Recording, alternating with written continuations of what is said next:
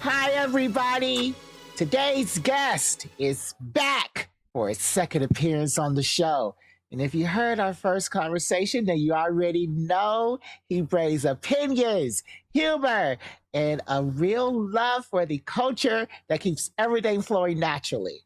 If you have forgotten, he is a proud member of Kappa Alpha Psi Fraternity Incorporated, and like myself, Tom Beta Sigma Incorporated. He is also a member of the Hampton University Marching Force, a part of Sticky Situation, and he is the voice behind the Chaotic Culture podcast, which started all the way back in 2020, KJ. That's Yeah, it's been crazy. it's been almost 6 years. Crazy. They have been talking about sports, anime, movies, music, TV, and everything shaping the culture long before this lane got crowded. At this point, we might as well admit it. BGE is basically a ripoff of what chaotic culture is. We both have the same passion for geek culture. We have the same debates, the same love of stories that bring people together.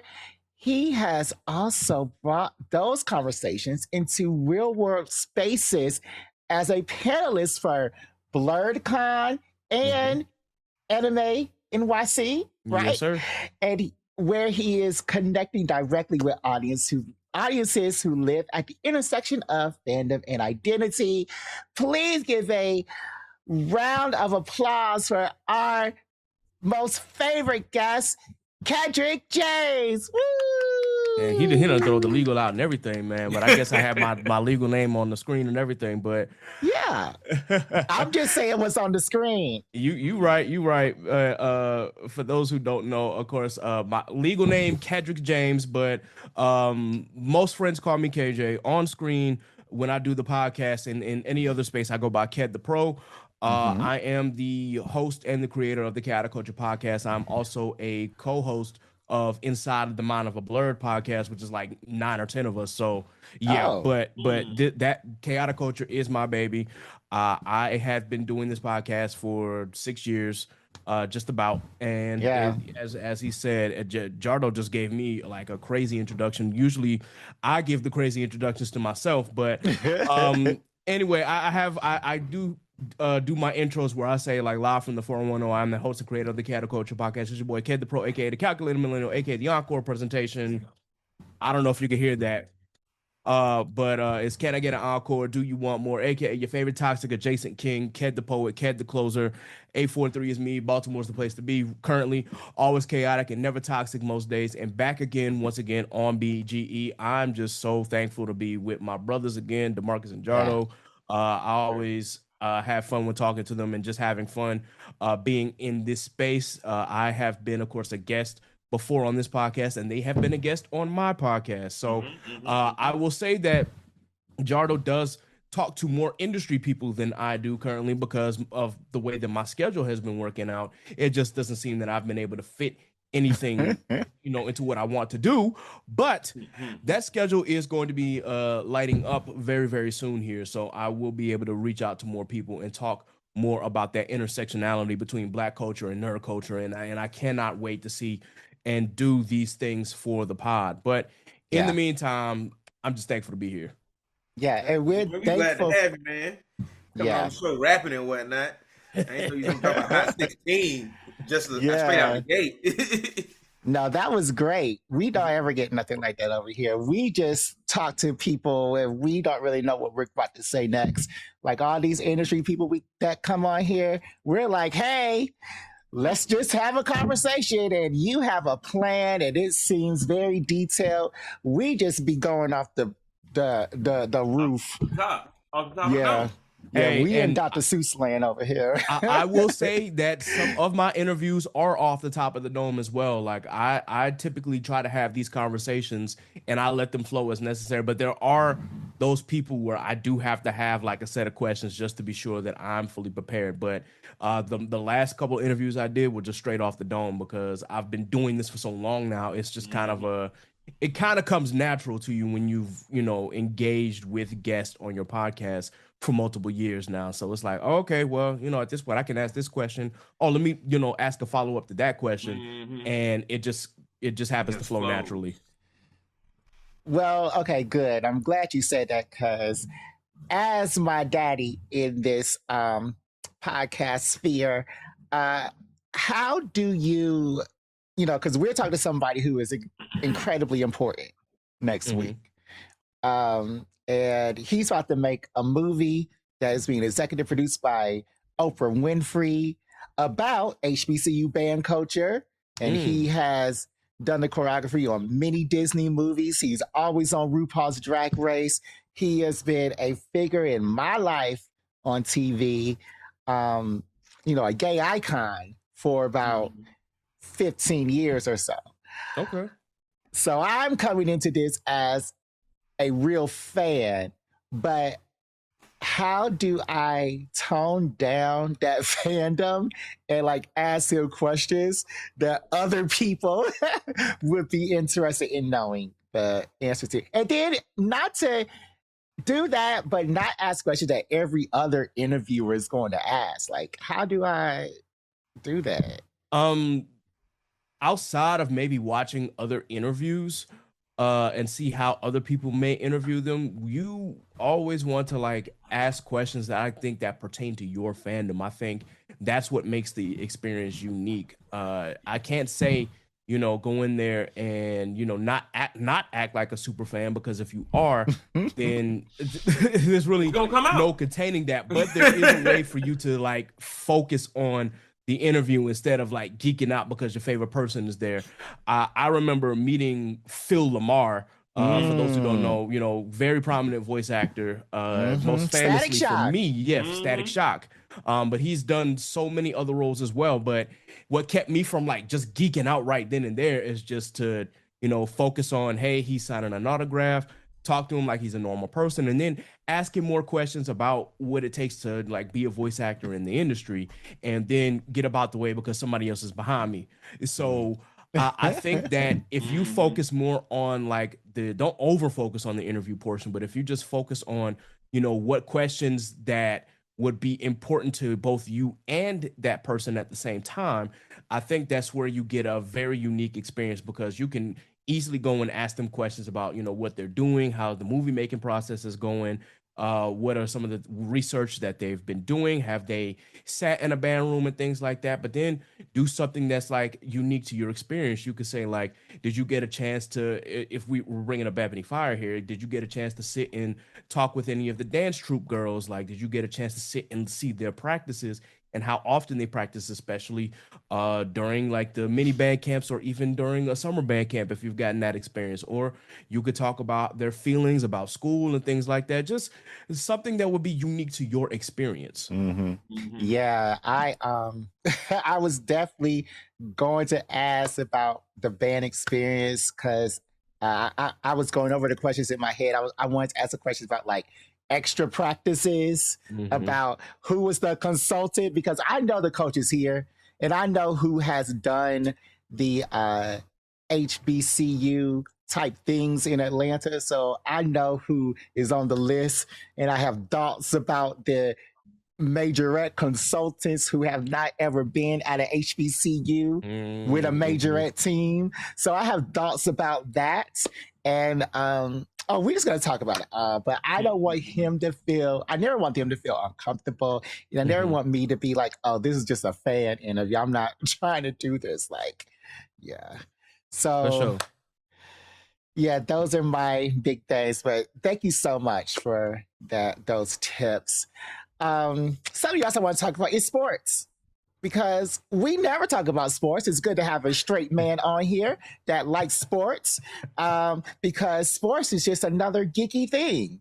And I'm glad you added that caveat. I mean, we don't have no straight people that like sports on this show.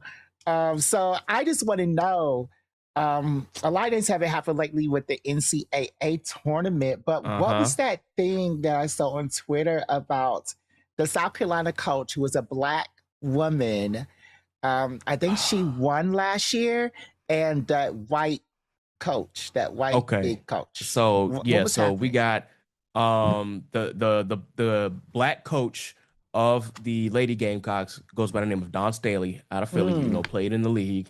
An Olympian. Very yeah, she's a champion. She has won the Final Four of the NCAA National Championship multiple times at this point.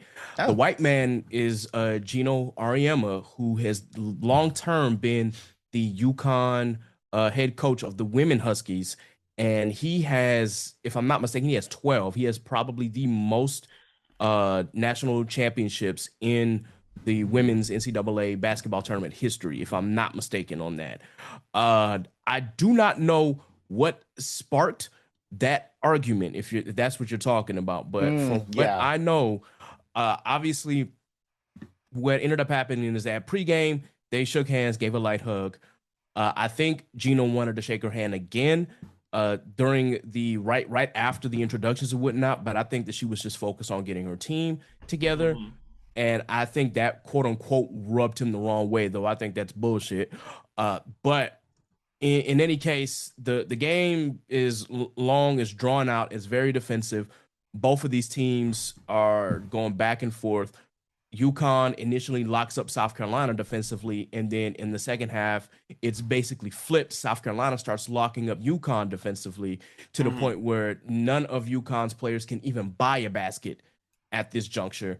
And Oh, I think that Gino got upset because he was seeing his teammates being fouled, quote unquote, but the referees weren't catching them. It's a very, very physical game. And then he complains that one of his players got their jersey ripped, even though she ripped it herself. oh Uh, no. yeah, and so then Oh at the end of the shit. day, South Carolina ends up beating UConn and moving on to the national championship. Which I know we're recording as of Sunday, and they're actually, if they're not playing right now, they're getting ready to play today, and it will be South Carolina versus, if I'm not mistaken, it'll be UCLA. Which is Mm, I didn't even expect UCLA to beat Texas, but they did. So either okay. way, they go to shake hands at the end of the game, and Gino says something that set Dawn off. I don't know exactly what was said. Apparently, it was very rude because Mm. Dawn does not get out of character like that.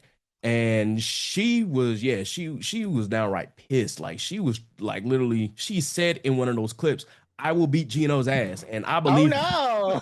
I, I believe her. I don't know what he said to her, but he had to say something out of pocket for her to act like that. She was ready to throw hands with that white man. And Oh yeah, no. at the end of the day, things had cooled down. But instead of the focus being on South Carolina making the national championship again and Dawn Staley going for her fourth title, it became Gino was a big crybaby. And the focus ended up being on him. So that's kind of what happened in the women's Final Four. And it sucks because I like UConn. Granted, I was cheering for the Gamecocks all the way through because I'm from South Carolina. Like that's my home Yeah. team. But I love UConn's program. Like I have nothing against them. I love watching them play. I love seeing them win. On both the women's side and the men's side. But apparently, that's not the first time that Gino has been microaggressive towards other coaches. Apparently, Mm. for those who remember Pat Summit before she passed on, she was one of the head coach of the Tennessee Lady Volunteers, and yeah, she's had problems with Gino in the past, and as well as Mm. some other coaches. So it's not the first time he's been out of character, but So that's is the he? first time I've seen it, and it Mm. lost a lot of cool points for me because this is like, hey, look, that was unnecessary. And he apologized to the South Carolina staff, but really he should have apologized to Don. But Yeah, to either Dawn, way, and I read the apology, but is he only that aggressive with women coaches, or has he been aggressive with men as well? I haven't seen. I would Mm. not be able to say personally if he has been aggressive with like the other male coaches within the women's basketball. I would not be able to tell you, but from what I've seen, he has been aggressive to Pat and he has been aggressive to Don. Mm. There might be some other coaches as well, but Mm. those are two that I know are those are two coaches I know have gotten under his skin because Gino wins a lot. Like that women's basketball team wins a lot. They have 12 titles under him alone. So Mm. it's not often that he loses, but when he does, you know that it gets under his skin. And there's not too many coaches out there who can say, hey, we beat Gino. And Don is one of them. So I'm guessing whatever happened, it must have really got to him, but it was unnecessary. So that was very insightful because I didn't know what was going on. I just saw the clip on Twitter of her yelling. So what's going on with Duke? I keep hearing about Duke, and I don't know about like what is Duke and where's Howard at in this? Because I saw them win the thing, but I don't know where they are now. All right, so in the men's tournament, let me start with Howard. Howard won the MEAC, and then they won what they call the first four, which means that they play in the first 4 games of the tournament, which the winner of that game will either get a 16 seed or an 11 seed, depending on how they're ranked. So Howard was going up against another 16 seed.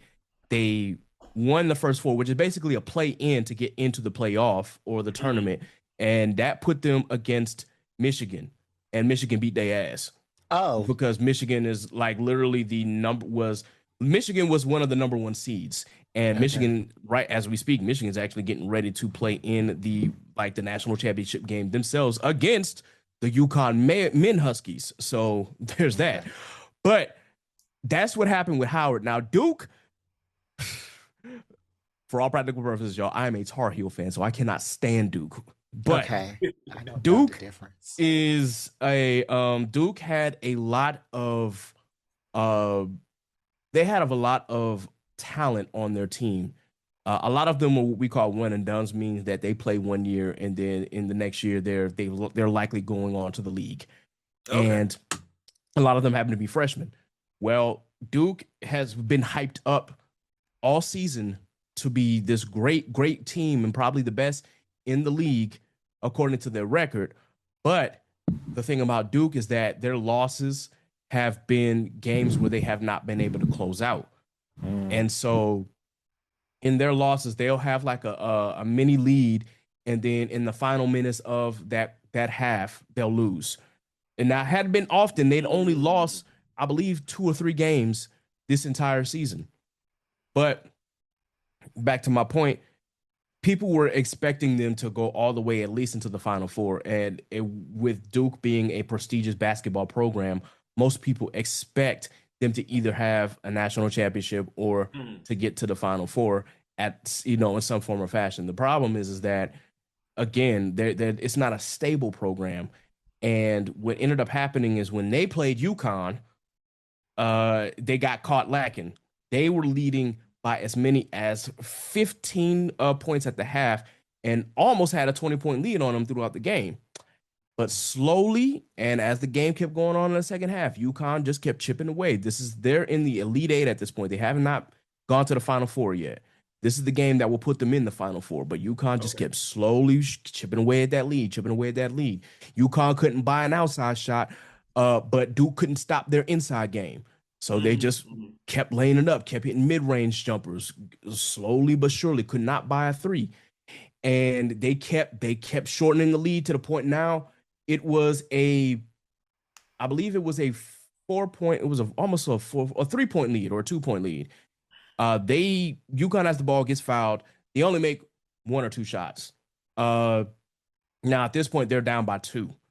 And it's like the final 10 seconds. So in this case, for those of you who don't speak basketball, all that Duke has to do is inbound the ball and hold it and wait for the other team to purposely foul them so they can go to the line, increase their lead to either 3 or 4. If they increase it to 4, it pretty much puts the game out of reach for UConn at that moment.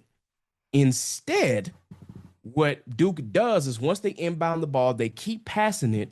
They pass it to one of the Boozer brothers, and he tries to heave it halfway court, which in hindsight, when you throw the ball to the other end of the basketball court to your teammate, if they're open, then at that point, okay, yeah, you've pretty much wasted a few seconds off the clock. There's really no way UConn could come back now. Even if they do foul and put you on the line, they would literally have to either heave a shot, but they would still have no shot.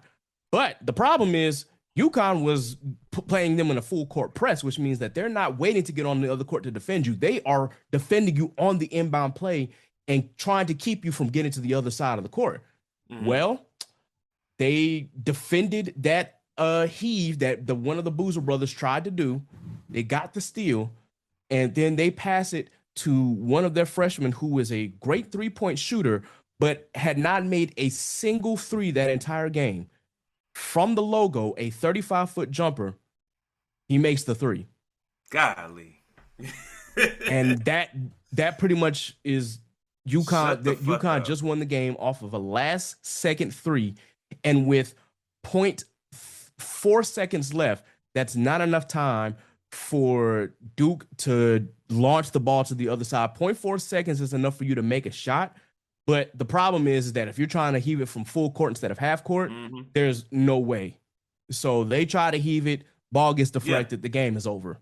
So Duke blew a 19-point lead to UConn, and UConn is now, again, about to play in the national championship. So anytime I get a chance to shit on Duke, I will, because I cannot stand the Duke Blue Devils. I absolutely cannot stand them. I'm a UNC Tar Heel fan when it comes to basketball, so I will literally... Anytime that Duke falls, I will cheer it, especially because it's UConn, and I like seeing UConn play. So UConn kind of helped us out right there. So I'm not complaining one bit. Golly. Yeah, it's when that game came on. When did that game? That was like last weekend. It was sometime last week, because the Final Four was just we're recording on Sunday. The Final Four games were just yesterday. So this was so this was last weekend. And man, talk about, I watched that play over and over and over again, because I was actually at work when it happened, and I came out of work. I'm just sitting here laughing my ass off, like, hey, I'm enjoying what I'm seeing. KJ, have you been getting into the lady football teams that's been like springing up here and there? Actually, I haven't, but I wouldn't be opposed to watching them. Okay. If the ladies are playing football, point me to them so I can watch.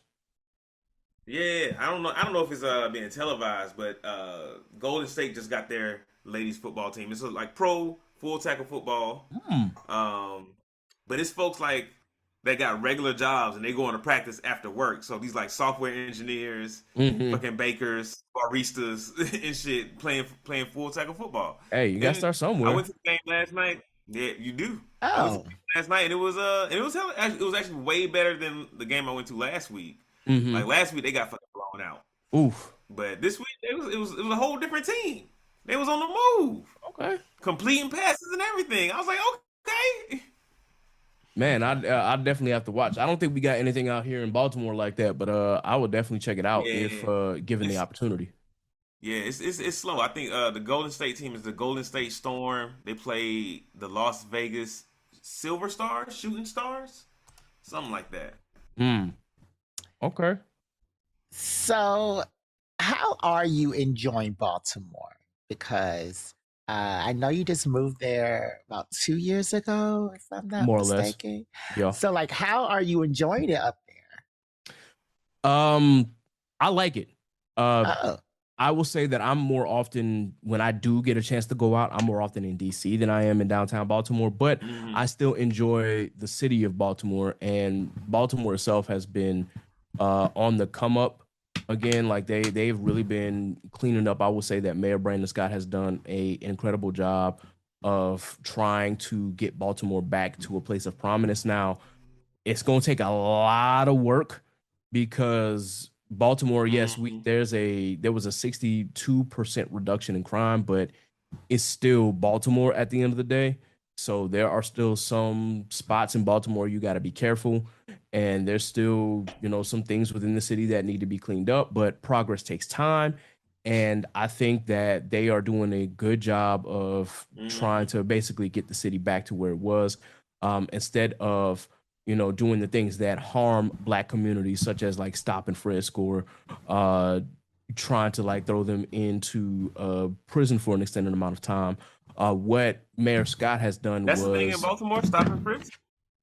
It's not. I'm just saying, like, Soccer. in comparison to that, Oh, what they've done is they've established like more after school programs, and opened up more of their rec centers, so that way the youth can focus on being inside the rec center, or focus on the after school programs instead of just being out willy-nilly in the street late at night. So it gotcha. gives them activities to be pretty much to keep them from being bored or doing something that they shouldn't be doing.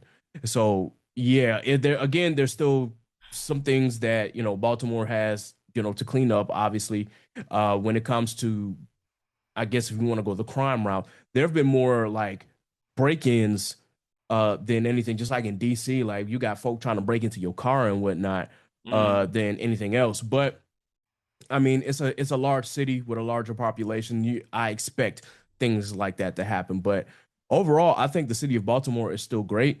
They actually just had a couple of festivals downtown, which I missed because I was doing, I was recording a podcast. I was doing a live watch of a wrestling show.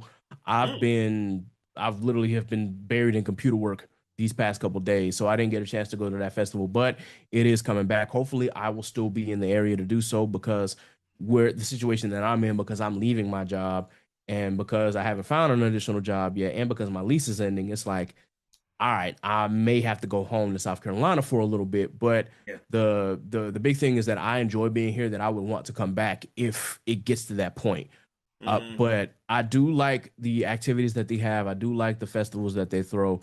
I got a chance to go to the National Aquarium for the first time at the beginning of March, and it's crazy. I've been here almost 2 years, and that was my first time going to that aquarium. But one of my friends told me if I went before she came up to visit, she would beat my ass, and I was like, nah, I'm not. I'm not about to sit here and not go to that aquarium without you. So when she got up here, we went to the aquarium and had a really great time. I got a lot of footage and learned a lot.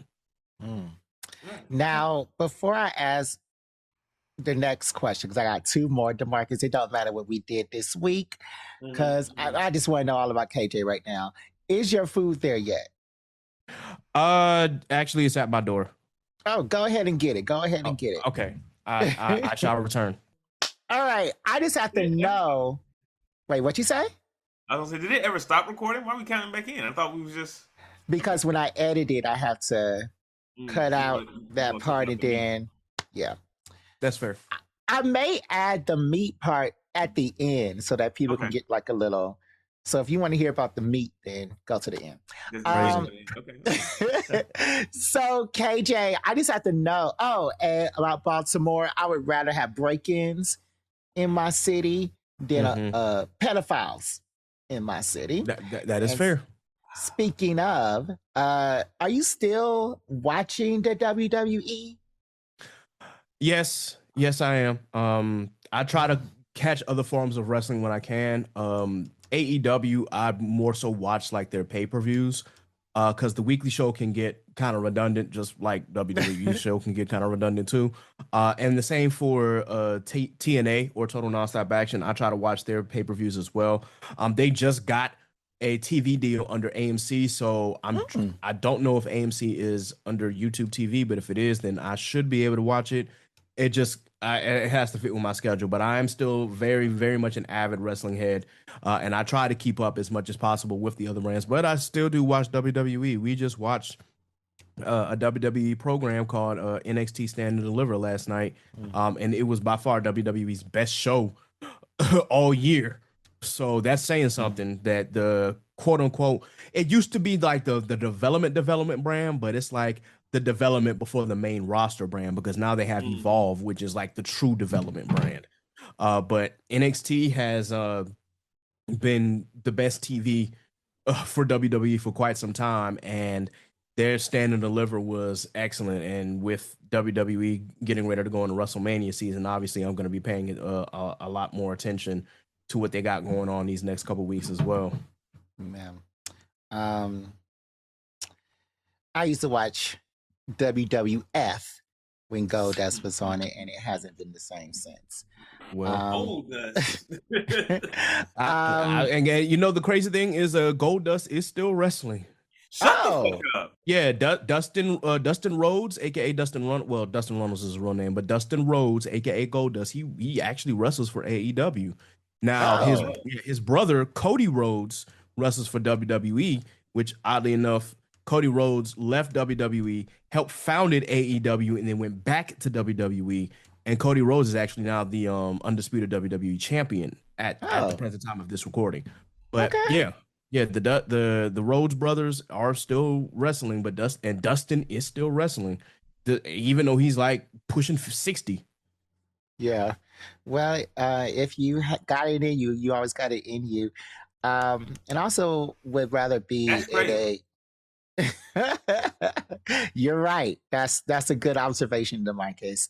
I would also rather be in a city that has break-ins than with Nazis. Like in Yeah. California, a Nazi just performed a concert, a black Nazi. Of He what? just performed a concert um, in California, and he had a lot of people come out to his concert. A lot of Oh, you're people talking that about, I am yeah. now side eyeing because they're supposed to be my friends, i.e., Ashley, who has been the dance captain for Beyonce for since Single Ladies. So I just want to list some of the people who went to Kanye's concert, was Mm. happy, posting on socials, and doing everything. Dave Chappelle, Erica Badu, Rod Wave, Coy Leray, Diplo, Winnie Harlow, Paul Pierce, Kevin Gates, Rich the Kid, The Game, Jeremy Lorenzo, India Love, ASAP Nast. Was he in court? Anyway, Michelle Leilami, Heather Sandals, DC the Don, Travis Benet, Too Slimy, Black Boy Max, Skywater, Niecy Nash, Jessica Betts, Dr. Cheyenne Bryant, and more. All this stuff is deeply concerning. Niecy Nash, I didn't know you were a supporter of somebody who said that black people weren't slaves or slavery wasn't real, wherever he said all those years ago. And as for Chloe Bailey, the person who put you on while you were singing on Instagram, while you were singing Listen on Instagram, all those years ago and gave you a record deal, that man whose concert that you purchased and sat in that stadium for told everybody on Twitter that her kids were the hard R word, 1, 2, and 3. So that lady who put you on, you just disrespected her. And now I can't ever like your music anymore. So I'm very disappointed. KJ, when you saw, because did you see this list? Did you? I didn't see the list, but I did know that Yeah, this list Kanye was had a posted this concert week. out in LA. I still don't know how to feel because for a long Yeah. time I was a Kanye fan, and then when he started like crashing out and doing all of this crazy bullshit, it just made me rethink how I view some of these artists and view celebrities in general. And I think that I don't know if Kanye really means what he says or not, because most of the shit that he does is just for attention. That being said, what he said was still hurtful and is still out of pocket. And like I get that he has been in the music industry for quite some time and people love his music and they will try to separate the artist from the art. But for me, it's just like at what point do your principles kick in? And at one point, Yeah. do you say like, "Hey, you know what? I can't rock with him, unless he comes out and like truly apologize." I think he did try to come out with an apology, if I'm not mistaken. Yeah, He, that's he what I didn't was just apologize ask to the about. black community. Did y'all hear the Kanye's apology and what did you think? Did you think it was He didn't genuine? apologize to the black community. He apologized to the Jewish community. He didn't say black community, I'm sorry. He had 3 paragraphs about how he hurt the Jews. Yeah, I saw that, but as Jared pointed out, he has yet to apologize for the black community for the whole slavery was a choice thing, and Mm. Harriet Tubman did not free the slaves, and other comments that he has made about the black culture and whatnot. It just it really for me again. Will I? Well, if he can come to his senses, then I think there is a path to forgiveness, but just as of right now, it's just kind of like yay being yay. As big of a music Long head as I road. am, I still have yet to listen to Bully just because of the stuff that has come out of his mouth. And this is like, bro, I get that you're trying to seek attention, but you don't have to seek attention in the ways that you did in the past before. You don't have to do this outlandish shit just to get attention. Like, for God's sakes, your name is Kanye West, bro. All you gotta do is drop music and niggas is gonna flock to you regardless. But So he has a new album? yeah, it's called Bully. Oh. It's been in the work for a couple years. There were some test tapes that have been out that he put out that he deleted, that he put out again and delete. And now finally he actually released it. I don't know how good it is. I have yet to listen to it. From what people told me, it's like it's not bad, but it's not like the best work that he's put out anyway. Is the So Nazi song on there? I have no idea. I don't think so. Well, I would hope not. I'm but- not listening to it. Because that's his demographic now. If you saw the videos that were online, it was all white people were there. No black people were down there. They were all white people in like the mosh pit area doing mosh pit things to Mosh pit. Heartless, and How do you saying mosh the pit to N Heartless? word. I don't know. White people can't dance, but they were mosh pitting to Heartless and saying the N word. And I just got like, you, bro. Anyway, America's a capitalistic society, and he has to get his money however he gets it. So, but I would not be supporting, and I am very ashamed at the people who are supporting. That hurts my feelings a lot. Did you go to Marcus? Because I know that you can separate the art from the artist. Yeah. Sometimes I do. Did I go to LA for a Kanye West concert? Absolutely not. Is that the question you're asking? That is the question that I'm asking. All right, then you have your answer.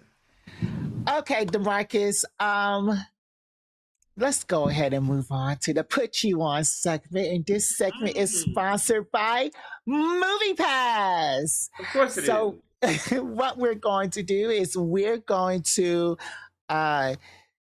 say one form of media that we have really, really, really liked in recent history, whether it's books, movies, TV, a song, or even a restaurant when you don't have anything. And this segment is sponsored by MoviePass. DeMarcus, can you please tell all of our listeners all about MoviePass, please? Of course. MoviePass is a subscription-based service meant to make movie-going more affordable and more accessible. So the same way you would get your movie account with AMC or Cinemark or Regal or anything like that, you can get a movie account with MoviePass. Download the app, go online, however you want to sign up for that, and then you can use your MoviePass account to go see movies at any of the aforementioned theaters. You're not stuck in one account with one theater. And you might be asking, why would I do that? You know, what's the difference between buying a ticket through MoviePass and buying a ticket through any other movie theater? The short of it is that it's cheaper. Mm-hmm. That's the reason I do it. That's the reason Jared does it. I don't know if Kedryck has MoviePass yet, but he's gonna download it after this episode. It is. When you pay for your MoviePass account, you'll get a number of points, and you can use those points to see movies. So you're paying one time a month to see, at the very minimum, 2 to 3 movies a month. Mm-hmm. Mm-hmm. So one of the best things I like about MoviePass is that you got to keep your points. I mean, your points when you pay at the movie theater. So if you want to get a free popcorn. Another thing I like is that, and I'm gonna start doing this myself, is that I get to support a Black movie. Like You, Me, and Tuscany. I'm not going to see that movie in theaters, but I can use my points to buy a ticket at Regal with MoviePass and say, oh, I'm supporting this Black movie so that more Black movies can be made.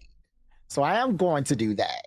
So MoviePass is such a great program, and it is a amazing, amazing deal. So I'm going to put you guys on first I have been listening to another lit RPG. You Mm. remember that Dungeon Crawler Carl was one that I listened Mhm. to a while ago. It was a great book. I listened to books 1 through 7 in about 2 weeks. I am waiting for May to listen to book 8. And uh, I have tried to pick up another one. It wasn't that good, but I was on TikTok. They said, okay, try these other ones. I bookmarked it and I have downloaded this other one called Chrysalis. What Chrysalis is about is this guy who is isekai after he dies into the body of an ant. This ant is like a huge ant, it's a monster. And as he eats things, he levels up, he gains new body parts or organs. He could and now in the book, I'm on a third book. He is casting magic spells. He is leading this. He has a couple of pets, and he is transforming his queen into something completely different. Hmm. Now, in this book, the thing that I thought was most interesting was the voice acting, because this voice actor is the same one who does Dungeon Crawler Carl. It's the same Oh. guy. And I thought it was extremely interesting that this guy, the entire book up to chapter 73 in Mhm. the first book was just him and his thoughts. There's no dialogue at all. He doesn't have he doesn't have thoughts. He can't talk to nobody. Mm. So he is just talking to himself. And there are some asides where you get, some like what's happening in the world, but he's not talking Mhm. to nobody. He is talking This to nobody. this sounds like um Reborn as a Slime It as a book. reminded, yeah, yeah, it You know. reminded me of Reborn as a Slime, Reborn as a Spider. Mm. Now I'm in the dungeon and I don't remember the rest What of is the it called title. again? What's the name of it? Chrysalis. It is Chryssalis. And this is just another. Jeff Hayes as a voice actor is amazing because I was so into this book. Because, I did try another book called He Who Fights Monsters. It just Mhm. wasn't as good. But then I'm like, Mhm. am I listening to this for the story or listen to this for the voice acting? It's probably the voice acting. Mm. Because the voice acting, he didn't have any conversation until chapter 72 or 73. So I'm like, Golly. How long is the book? How many chapters um, is the whole book? the first book was about 103 chapters. So he's So at the fourth 3/4 quarter. of this book, he wasn't talking? It was internal dialogue. He wasn't talking to nobody. Okay, Yeah. understood. Yeah. It was just all internal dialogue, but it's Mhm. so intriguing that you just want to see what he's going to say next. You just want to see how the story goes. So, yeah. If you have any time on your hands, go ahead and listen to Chrysalis. It's really, really good. Sounds interesting. Nice. All right. Yeah. DeMarcus, what about you? Yeah, I can go next. This is not my put you on, but I want to bring it up. I finished House of Asher Oh, last that night. was quick. So fucking good, Jared. You were right on the money. So fucking good. It made me hate Asher all over again for different reasons, and the Mm, same reasons. But what I'm gonna okay. put folks on to this week is season 2 of Invincible.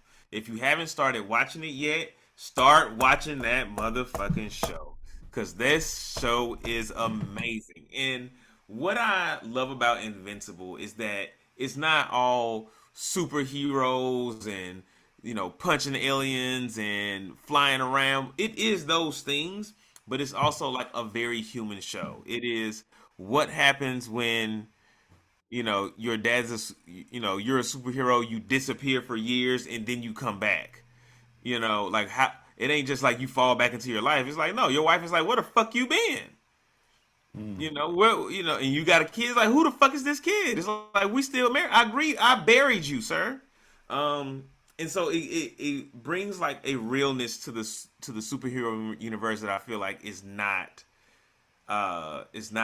done, or is not done as thoroughly in other places.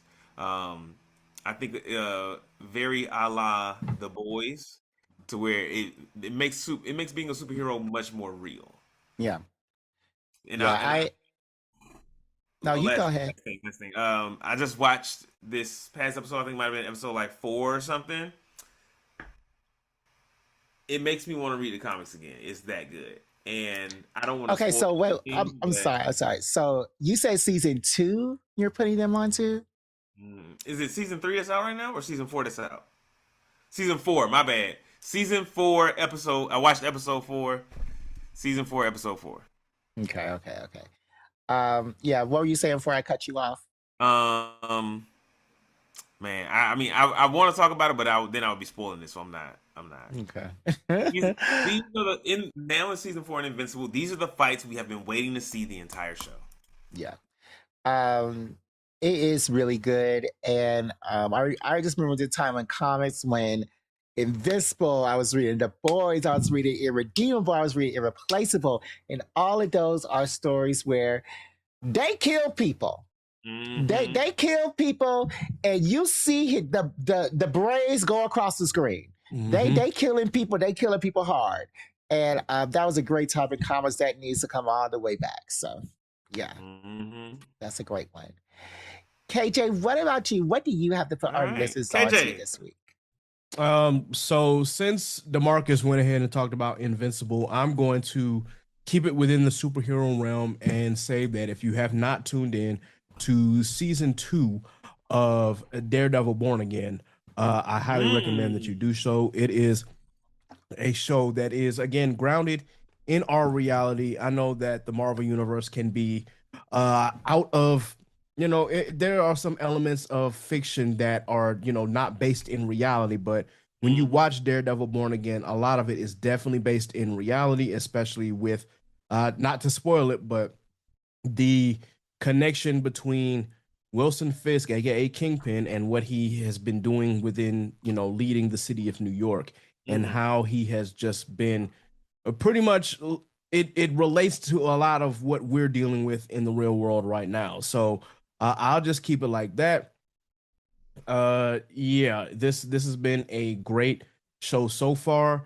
I admittedly, for whatever reason, before season 2 came out, I realized that I had not finished episode 8 and episode 9, so I went back, rewatched both those episodes, and now I am not fully caught up because Daredevil had released 2 episodes this past week, so I am in the middle of episode 2 of season 2, and once I get finished with that, of course, I'll go into episode 3. But yeah, definitely Daredevil Born Again. Please be sure that you watched it if you haven't watched it already. It is really good. Nice. Yeah. Is the Punisher in season 2 more? Because I feel like toward the end of season 1, I remember seeing the Punisher show up a lot, and I could never tell. Like, is he hallucinating the Punisher, or is he actually there? No, Punisher is there, but he hasn't shown up in season 2 yet. Okay. Yeah, there's still time for him to show back up, but yeah, he was at the end of season 1, so there is opportunity for him to show up again. It just depends on how they want to play the story. Yeah, it's the Punisher's year. The Punisher is going to be in this season of Daredevil, so is Jessica Jones. And then the Punisher is getting his own show as like an epilogue to Daredevil. It's like a Marvel Presents one-off little thing that they did with like a limited series type deal. It's it's just like a one-off, like did like Werewolf by Night. You know how they just did like one episode. So it's gonna be that after Daredevil's done as a coda to Daredevil, and the Punisher is going to be in Spider-Man. Brand New Day. But this season of Daredevil, I think this is a slow season. Because last season started so great with the guy dying, and this season just it's slow. It's slow. Yeah, it did start off slow because Daredevil Born Again came just threw the hinges off on the first episode. They were like, Foggy, he's gone, and it's just like, dog, really, bro, what? Yeah, come on, Disney man. has something to prove. Dizzy said, Then I was like, why did Foggy have to die? Like, what was the Yeah, point of that? that blew my mind. I'm like, dang, y'all just go kill off Foggy like that, bro? Really? Mhm. He was just getting his life together. Right. Yeah. Yeah, I think Disney has something to prove when they got the show from Netflix, but the first season was good. This season's kind of slow. It started off slower than last, yes, but Yeah. it's still really good from what I've seen so far. Yeah, the last episode, the very last episode, episode 3, had a good fight sequence. I'm waiting on some more superheroes to show up, because maybe when some more superheroes show up, it'll get better. But Is it slow like Andor was slow? oh no, not to slow like Andor. I was like, Andor was a slow burn. It was a good slow burn, but it was good. Slow burn. Not this slow like Andor. I was like, oh my god. Hey, did you ever finish it? I finished it. I did not like. I was like, everybody likes this show. Why are y'all liking this show? I don't. You like a slow burn, man. Low and slow. That's how you make good barbecue. We're back on the meat. Okay, I see. Okay, DeMarcus, do we have an activity for this week? I do have an activity. Ooh. Absolutely, as I always have an activity for us. All right, so if this is your first time joining us, and it should not be, you should have been a fan 4 years ago, and you should be a super fan by now. We're starting to give out some prizes. The way Allegedly. the way games and activities on Black Geek Energy work is DeMarcus is the master of games here. He comes up with the games. He comes up with the questions. He is the judge, jury, and executioner of all things games and activities on Black Geek Energy. He decides who's right, who's wrong, who wins, and who loses. And today's game is going to be called, that's what I call R&B GE. GE?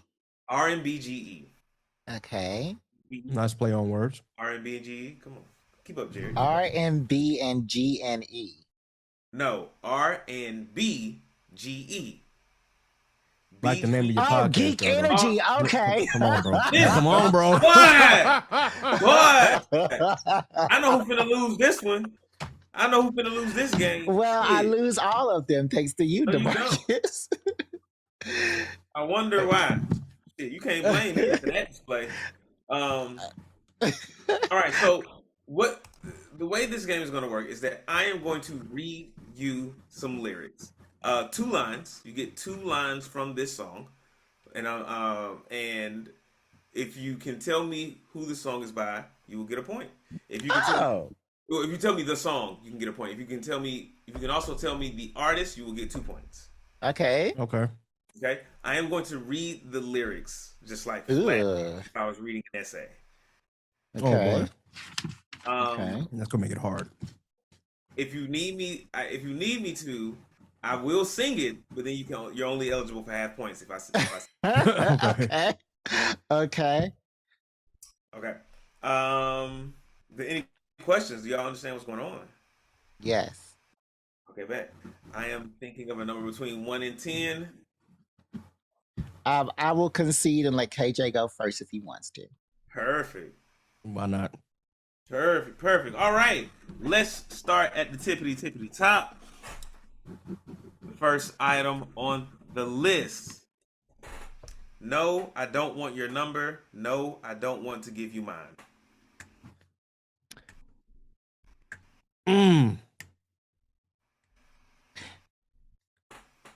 Said no, I don't want your number. No, I don't want to give you mine.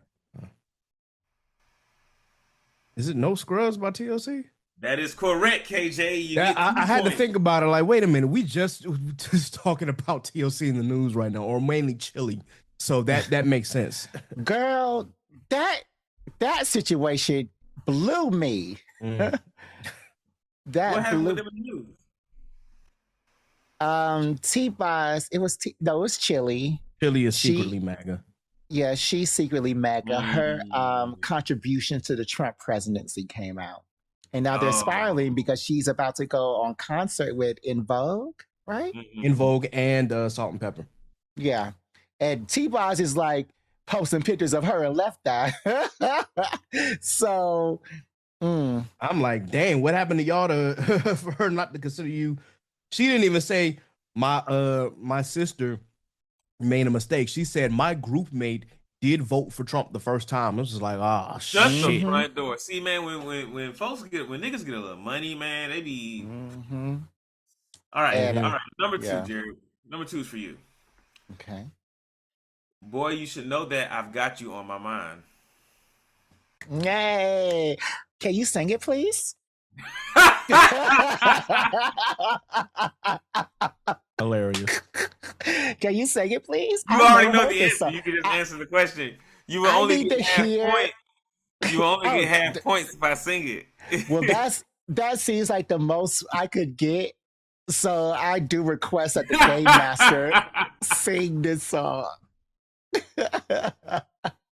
That's the rule of the game. So I'm invoking the song. All right. Boy, you should know that. What's the fucking answer, Jerry? Wait, is there more to this song? You know Oh, this man. song. I have me never the heard name. this song before in my life. Let me see. Boy, you should know I got you on secret admirer. I've been watching you Mm-hmm. at night. I think of you. You got it. Just the name of the song and the artist. The artist is, I want to say Toto. It's Toto, right? Mm-mm. Oh, it's SWV, Sisters No, with Voices. KJ, don't give this man a hint. Don't tell him. I'm not. I'm just telling him it's not the answer. I mean, that's a hint because you're eliminating. I should've- You're eliminating the process of elimination. All right. Oh my god. Okay, I'm not sure. Yeah, I'm really not sure. Do you know the name of the song?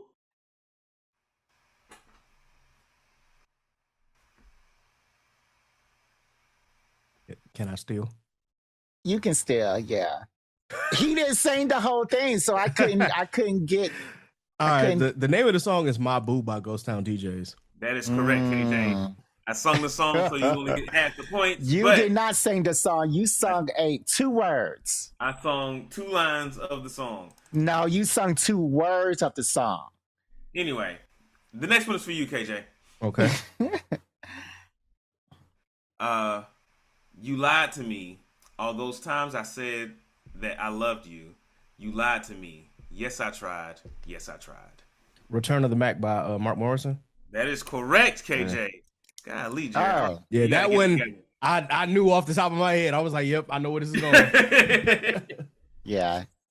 All right, Jared, this one should be easy for you. Yes. You acting kind of shady. Yes. Ain't calling me baby. Why the sun? I've never heard this song in my life.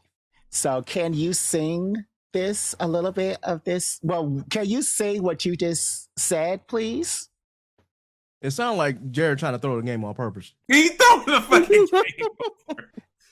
The rules, like, I mean, can we I'm repeat singing a the song, rules? man. Shut up so you can hear it. It's gonna be a long ass game. You acting kind of shady, ain't calling me baby. Why the sudden change? Say my name, say my name. Okay, so Who's the artist? I'm gonna say "Say My Name" by Beyonce and Destiny Child. I will accept it because it's by Destiny's Child, not Beyonce and Destiny's Child. It was the Oscar She was winner. just a part of the group. It won a Soul Train Award and a Grammy, I think, that year, and an MTV Music Video Award that year. Nice. I did not know that. Now you do. All right, KJ, the next one for you, sir. All right. Chemistry was crazy from the get-go. Neither one of us knew why. You can make him sing it. I'm not gonna do that. Why? Why? The No, listeners are because requesting. Because he wants the points. Is that what they saying in the chat? They saying make him sing every song? okay, hold on. Now I think I got it. Chemistry was crazy from the get-go. What's the last one? Neither one of us knew why. Be Without You, Mary J. Blige. That is correct. Okay, yep. This man is crushing. Had to- This man is crushing. had to lock in for that one because I was like, wait a minute. All right, Jared. The next one Yes. is for you. Okay. I'm going to get it. No matter what I do, all I think about is you. Can you sing this, please? Either I get half points or I get no points. No matter what I do, all I think about is you. I'd never heard this song in my life.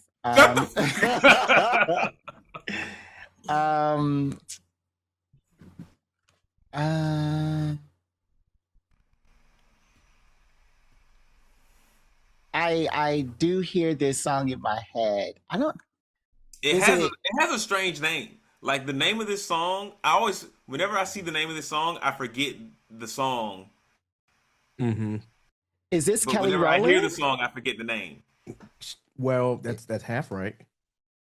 KJ, It's Kelly Rowland who's and the, Nelly. who's the master of games here? You are. My bad. It's my Kelly bad. Rowland, and is it called My Boo or something like that?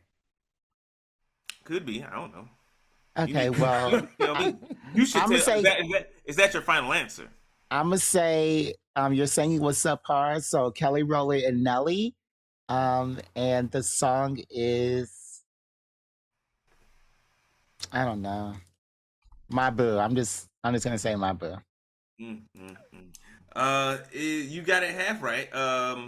It is called Dilemma. Dilemma. Yeah. Yeah. Okay.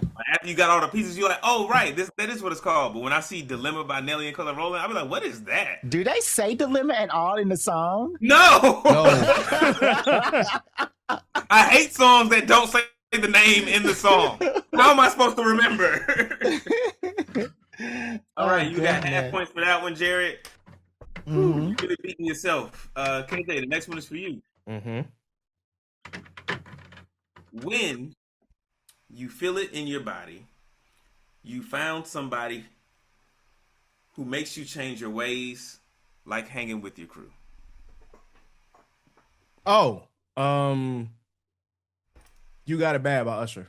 That is correct. That last one just gave it dead away. I was like, oh, The last part gave it away. Yeah. All right, Jared. Yes. A tornado flew around my room before you came. Excuse the mess it made. It usually doesn't rain. I've never heard this song one day in my life. So can you please Stop sing? saying that. I'm not even gonna gonna force fuck you up. to You sing want it me to every sing the time, song? Just tell me DeMarcus. to sing the song. You ain't gotta lie to me. I am giving commentary for our listeners. So can you please sing a little bit of this song?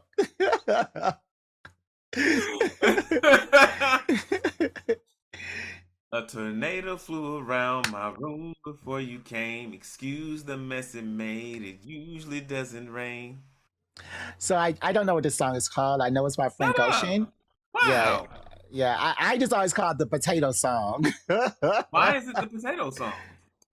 Because a potato flew around my room. Oh. Tornado. I know what he said. Okay. All right. What is that song called? Thinking About You. Thinking about you. He literally says it like in the next part. I've been thinking about you. Oh, Ooh, nah, nah, nah. nah, Yeah. nah. Oh, okay, that makes sense. He says the name of the song in the song, yes. All right, KJ, you got the next one. You're way ahead. I don't think there's any way Jerry can bring this back. It's all about the fun in the game. Here's your lyrics. Blooms are deflated. Guess they look lifeless like you. Oh, that's harsh. I may have to ask you to sing that one. Yes! Sing the song! Sing the song! All right, you sure you want me to sing it? Yeah. All right. Balloons are deflated. Guess they look lifeless like me. Oh shit. Okay, that's Giveon. That is Giveon. What's the name of the song? Is it Heartbreak Anniversary? That is correct. It is Okay. Heartbreak Anniversary. You only get 1 Alright, point on that one because I had to sing it. But hey, you still doing great, kid. Yeah. Now we in the 2010s, and I'm really not gonna know these songs.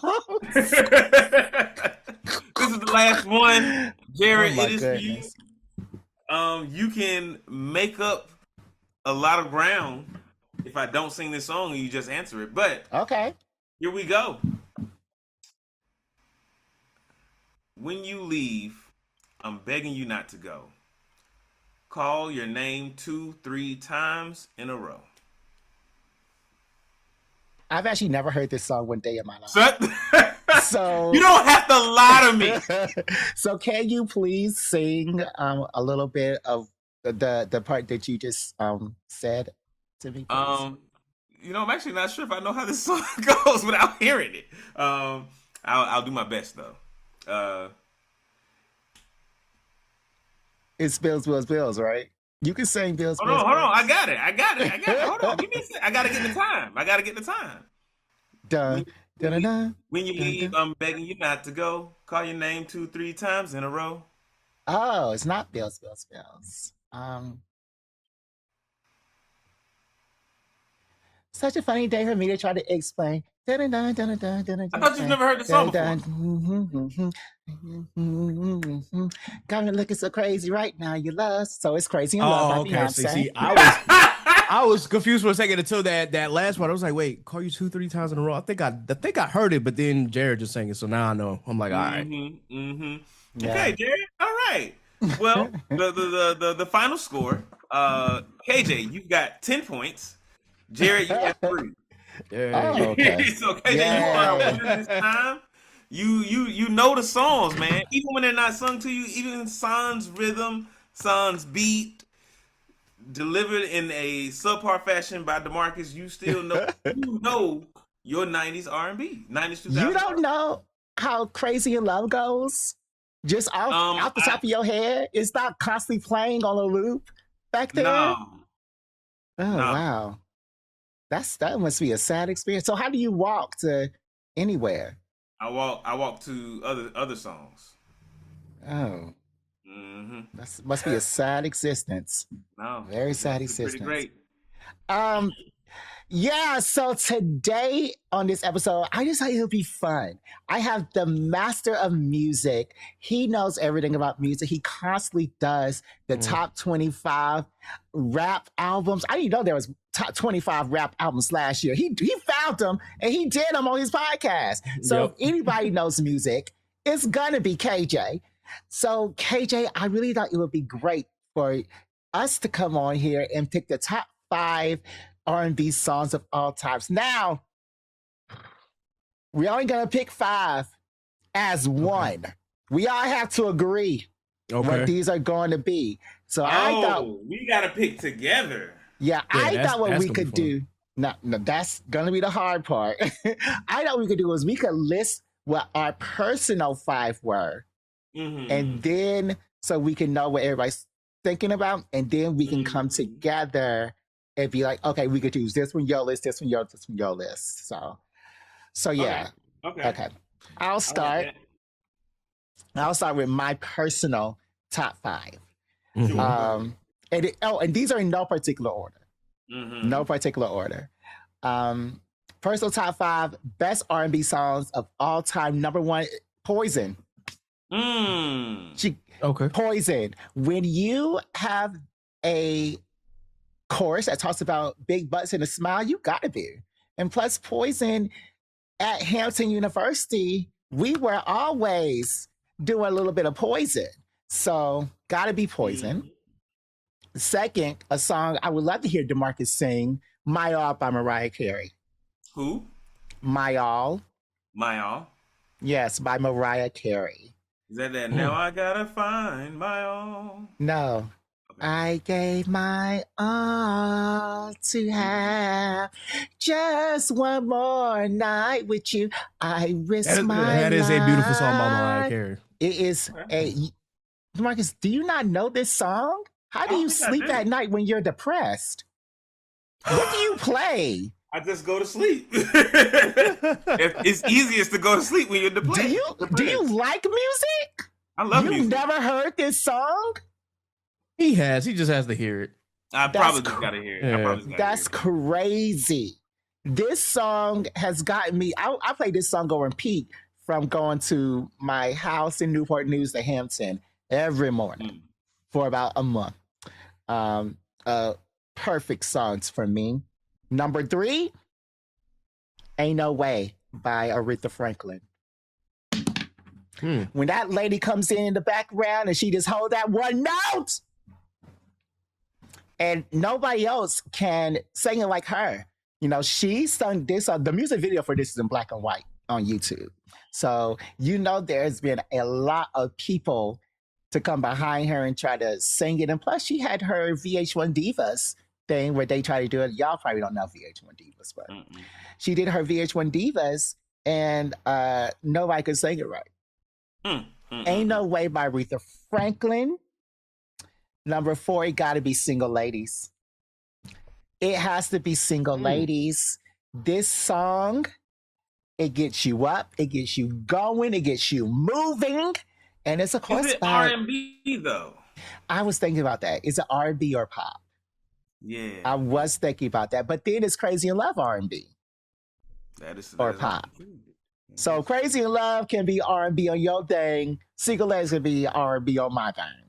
But is it R&B? We'll leave that to the group to decide. We'll leave that. Okay. No, dear. I'm not doing Single Ladies because y'all gonna act crazy when it comes down to the final list.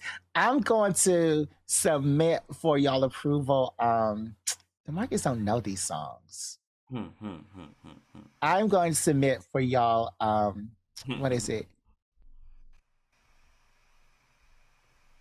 I know that. I Care by Beyonce. That is an R&B song. That's Care. And when it goes, I care for you. That's a Leo. No. Ooh, okay, cool. No. So yeah, DeMarcus doesn't know these songs, but I care. I know you don't care too much, but I still care. You need to watch Coachella. Is that Beyonce? You said? Yeah, by Beyonce. Okay. And my 5th and final song. You said that one was for single in place of Single Ladies. Okay, never mind. In place of Single Ladies. Because Single Ladies, I think it's pop. And I've been thinking about that. It's probably pop. Single Ladies, 5th and final song, it has to be the Thong Song by Cisco. It's gotta be the Thong Song by Cisco. I don't know. You're not mad at none of my choices. I don't know what you're talking about. I'm not mad at that one. That one is great. But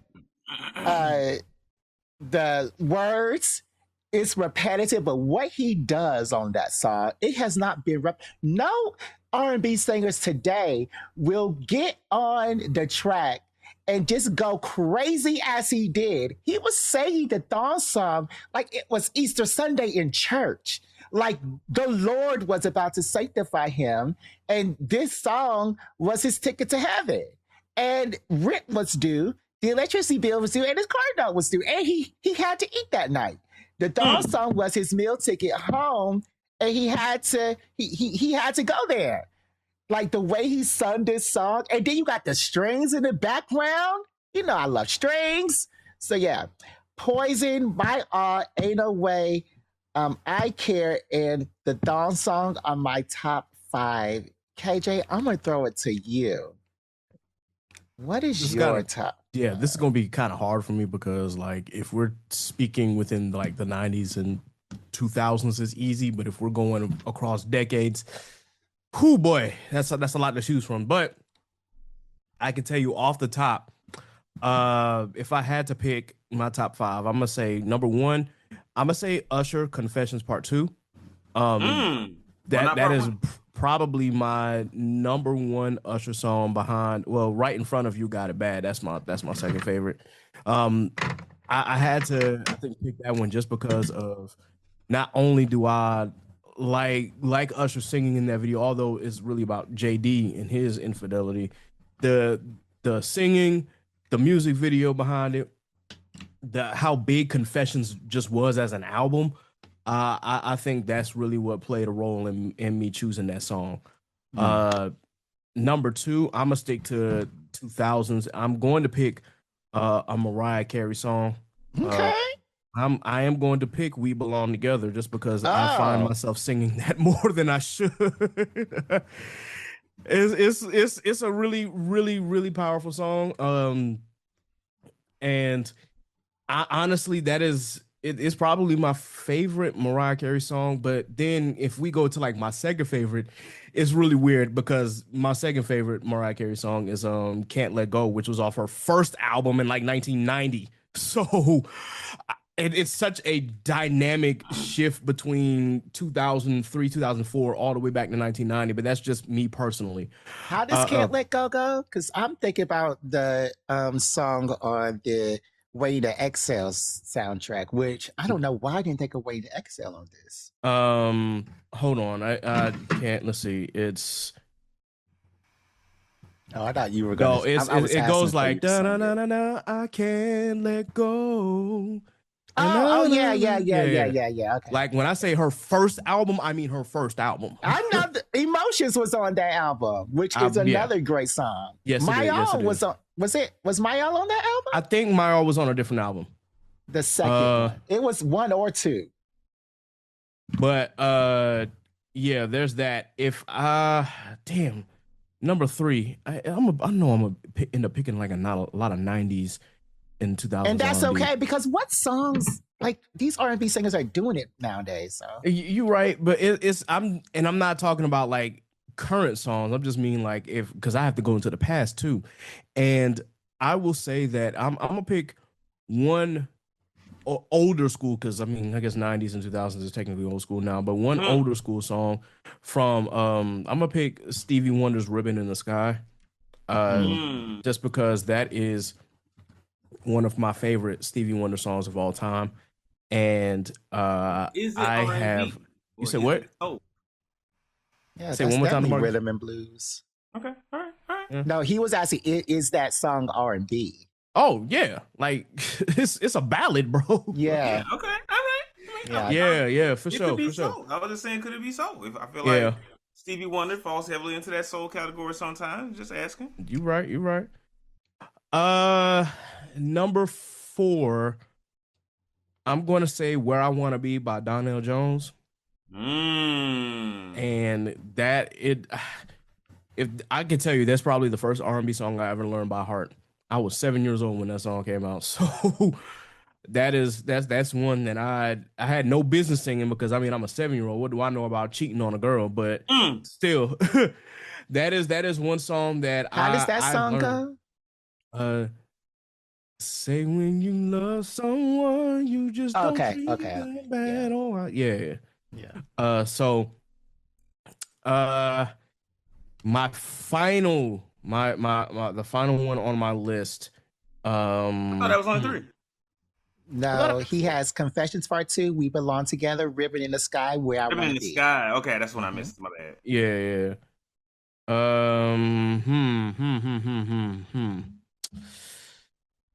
Where do I want to go as far as like my top 5? What song do I? It's so much music. There's so many. It's just so much music that I'm like entrenched in. I'm gonna see if I can. There's got to be something that I can like just pick, just because I know that I'm probably going to sing it often. Oh, you know what? I got it. "One in a Million" by Aaliyah. Oh, Yeah. There we go. It took me a minute to like lock in on one, but I had to think about like all the different artists, and I'm like, I hadn't said Aaliyah yet. I'm like, you know what? "One in a Million." Yeah, I thought about some Aaliyah songs, but Okay. Aaliyah just sang 3 notes in her song, so I couldn't really. I mean, she had more range, but She had more range, but in those songs, she only sang 3 notes. So. All right, love Aaliyah down. Love Aaliyah down. All right, DeMarcus, what about you? What are your top 5 favorite R&B songs? All right. I been working on my list the entire time we've been doing this. I know you haven't been listening. I have. All right, but here's what I'm gonna give y'all these. Buy You a Drink, T-Pain. These are in no particular order. Buy You a Drink, okay. T-Pain. I fuck with it. That song slaps around the world wherever you play it. Yeah. Are You That Somebody, Aaliyah. Okay. My Boo, Usher. I'm gonna go ahead and put that one on there because I like it more than Confessions. Mm-hmm. I was conflicted between My Boo and Burn. Okay. With You, Chris Brown. Ooh. Okay. So Breezy got on the list. And then Irreplaceable, Beyonce. Like I wanted to get more old school people, but like I don't know. They are iconic, and I feel like I feel like old school R&B is very very black centered. As in, like once you start to get outside of the black community, you get less fans. I get where you're coming from. This is called Black Geek Energy. We don't care about anybody that's not black of all time. Top five of all time. So we're including all people to, you know what I'm saying? No. Our top 5 of all time. Yes. Okay, got you. All right. Well, let me replace this Beyonce song then. Okay. I just want to talk about some of the people that we did not put on the list. We did not put any of somebody who I don't really have too much affection for. We don't have any Luther Vandross on this list. No, Heart Is Not a Home. No, well, that's a cover Nothing From It's Christmas. Oh, well. That's why I didn't pick a lot of Luther songs, because I was like, damn, like Luther was the king of covers, and he sang covers better than some of these original songs, but they're still covers, and I didn't want to put that's why I didn't pick Whitney Houston's "I Will Always Love You," because this is like it's a cover. It's a great song. She killed it. We know it more than we do Dolly Parton's version, but it's still a cover. But so then, I was trying to pick original songs. But then I Want to Dance with Somebody is up there too now, right? That is fair. It's not in my list. It's in somebody else's list. They love I Want to Dance with Somebody, and it's not my favorite Whitney Houston song. Wow. We also didn't put anybody by who I would say is the king of R&B, Mr. Babyface. We did not add any of his award-winning songs like let me pull them up right quick. So, like Make It Last Forever and Make It Last Forever. Nobody. The Waiting to Exhale soundtrack. Yeah, Keith Sweat got some hits, and he does have some great R&B songs, but just like you said with Aaliyah only singing 3 notes, Keith Sweat is when in his songs anyway, his range is very limited. So yeah. Let's see, what did she All Night Long, All the Things I Should Have Known. All Night Long by Lionel Richie. That All Night Long? No, I'm doing some Babyface songs. You know, he wrote he wrote the Tony Braxton. All of Tony Braxton's songs. He did Tevin Campbell's songs. I'm like Babyface's pen is incredible. If we talking like all the songs that he wrote and performed, like that dude is still writing songs. We also added Aaliyah. Now, how'd she get on this list, y'all? What you mean, how? Over Whitney? Over SWV Week? Hey, listen, it's like I said, it's hard, man, because there's so much R&B out there, and as you say, Week is one of the ones for SWV, even though my favorite is Rain. Over Rain, Rain is like that. The harmonies in Rain are so so intricate, and I'm just like, how did they do that? Like I can never get them exactly right if I try to sing them. So Yeah. All right, Democracy, we have your replacement for irreplaceable.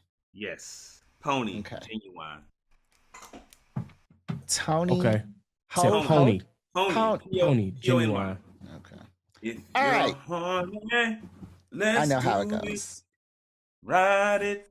Funny how you can sing that song all the way, but you cannot sing the songs on your list. All right, so we have these songs that we got to whittle down to 5. Poison My Art, Ain't No Way, Dawn Song, I Care, Confessions Part 2, We Belong Together, River in the Sky, Where I Want to Be, One in a Million, Buy You a Drake, Are You That Somebody, My Boo, With You, and Pony.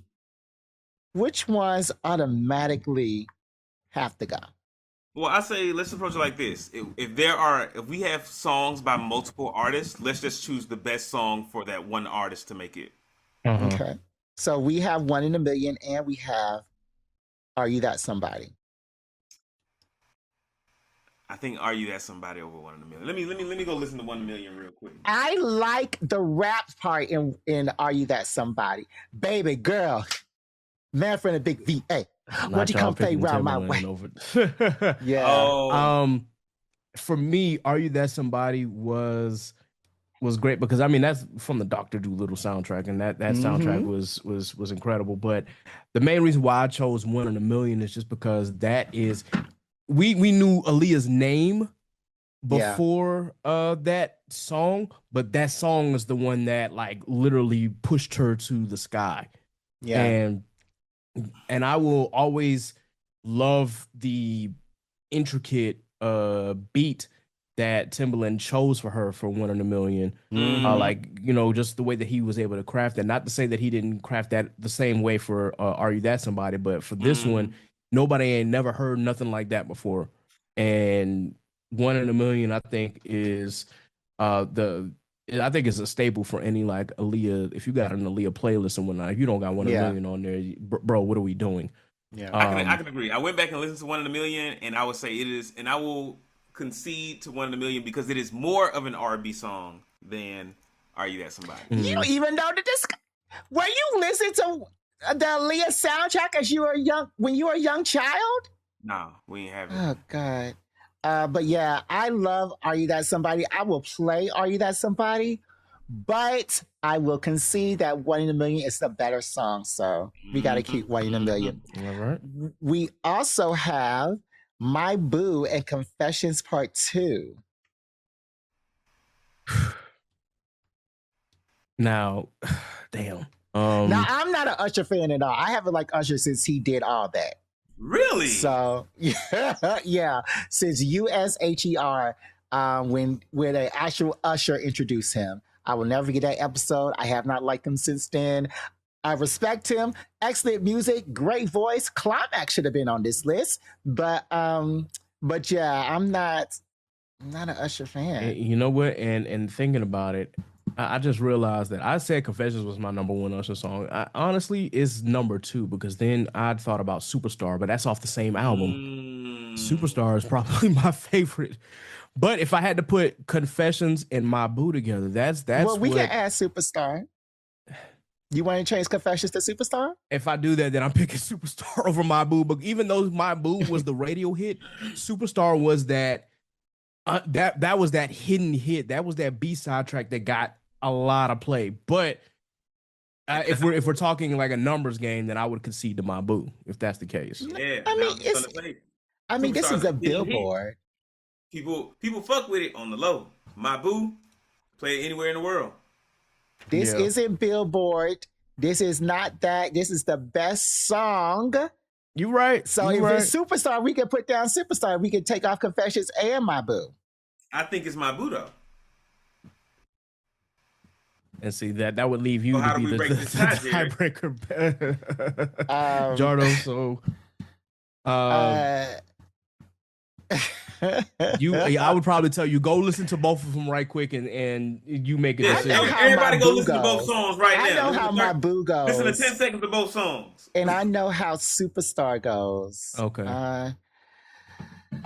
I'm gonna have to go Superstar. I don't. My boo Really? is so. Because I don't like Usher, and my boo just sounds so. My boo, my oh. I don't like all that, so I'm gonna have to go. If it's my choice, I'm gonna go Superstar. Okay. So Okay, so I did not hit that note because I was getting ready to do that. You didn't feel it. You open your mouth. He's like, no, it's not there. Let me go ahead and abort mission. all right. We also have "We Belong Together" and "My All" by Mariah Carey. It might be up to you, DeMarcus, because Let me I see tell you, like, here. "We Belong Together." That "We Belong that comes Together" up. is a great song, and it's a great story along with it. I Yeah. like the story more, how Clive Barker was calling her, and she had to listen to the song, so she just held that note out for forever. And then she said, "Pack it up, let's take it to Clive Barker tonight," and because he was calling for it. But my all is like you're in a lighthouse by the river, by the sea, and you are in this long white gown, walking on the sand, crying all night long. My art gives you that emotion. Like it takes you somewhere where you haven't been before. And like that's why I like my art, because it's more than just fun and we belong together and excellent vocals. My all takes you someplace that you haven't been before. And that's why I got to go my all. That's fair. I'm gonna choose "We Belong Together." My perspective on R&B is that these are love and love adjacent songs. So if not to say that heartbreak doesn't solidly fall in this category, but I think for me, when you start making songs about heartbreak and breaking up and like this other stuff in the R&B genre, you start to take steps away from what R&B is meant to be. Personally, that's my So personal. is it about love and heartbreak? No, love. I separate the two. When you Okay. start making a song, R&B for me, the epitome of R&B is about love, being together, finding your person, that kind of thing. When you start Okay. making songs about heartbreak and losing people and all this other stuff, you start to walk away from the center to what I think the epitome of R&B is, or what it should be. Um, I don't Personal think opinion. R&B is about heartbreak. I think it's about longing for someone, like her man. Like I always saw it like her man is like a sailor, because Mm. I had this whole thing. Her man's out sailor and he's coming back, but she is so I hear horny what you're that saying. she I hear wants what you're saying. him now. So I don't think Yeah. it's. I think it's just a So she's singing on the longing. beach in the lighthouse. Yeah. So you said "We Belong Together" and not my We all. belong together. Yes, That's horrible. that is the one. All That right. moved me. Is that all the duplicates? Yes. So DeMarcus, you have lost two of your songs. You're down to "Buy You a Drink," "With You," and "Pony." KJ, this why I had you on the thing. You have lost no songs yet, and I've just lost my all. Um, so let's.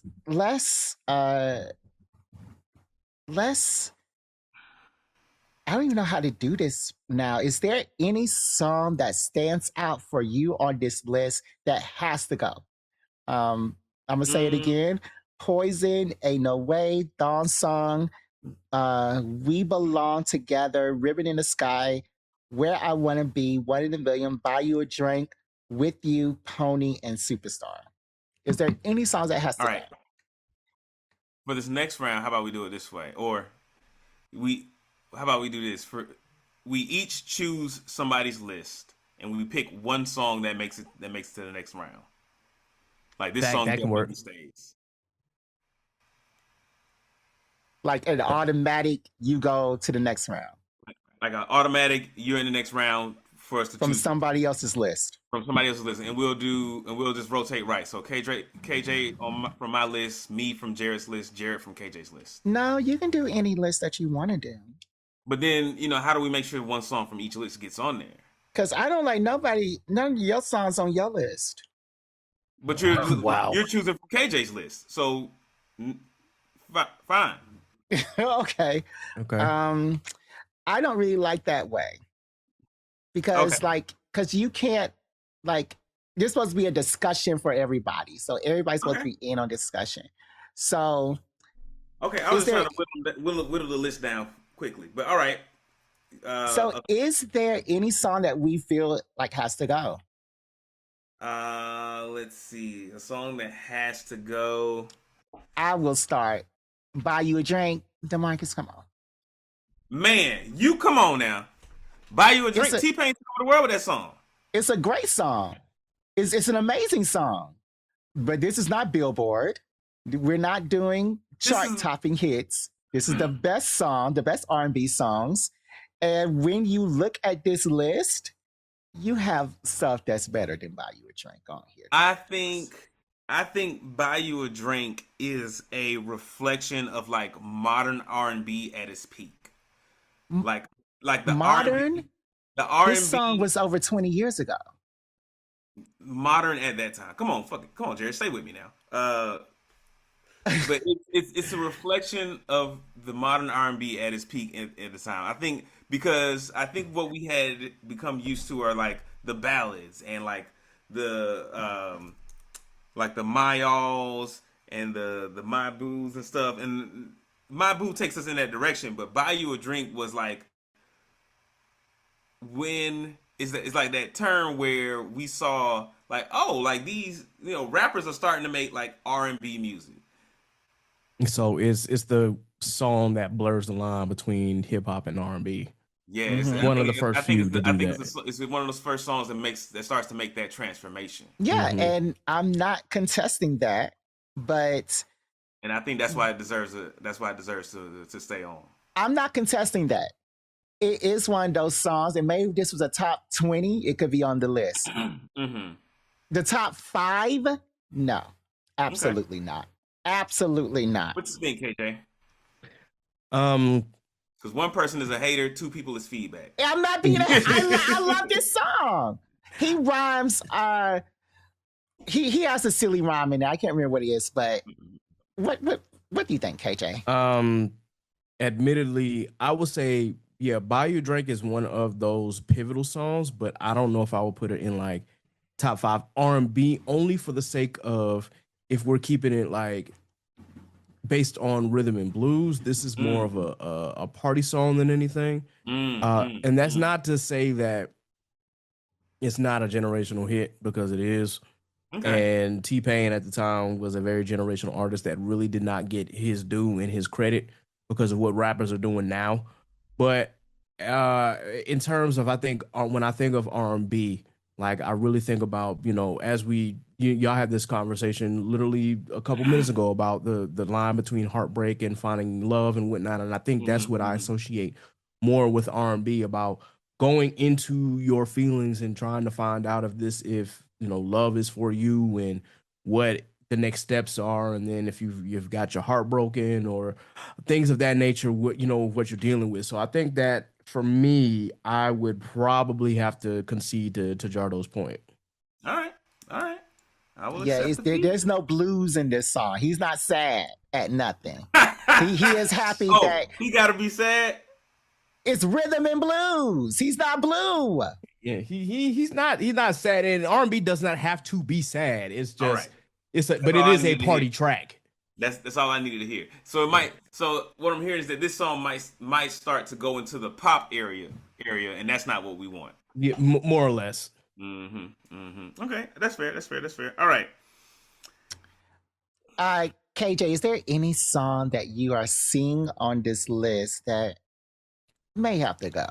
All right, so we just said Buy You a Drink. What was on your list again, Jardo?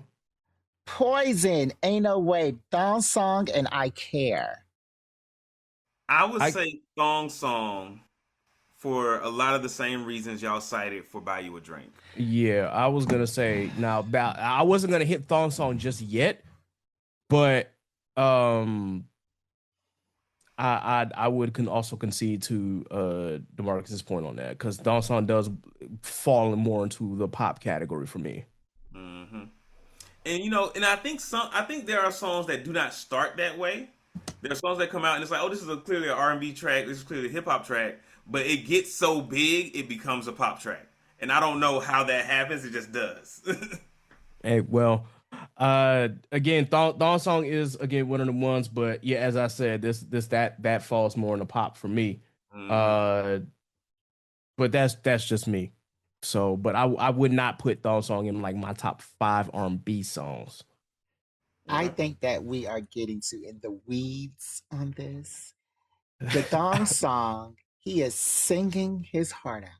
There is no reason that when you have a song about a thong and you have one verse that just repeats the entire song, should anybody be singing like that? He is singing. He is an R&B singer.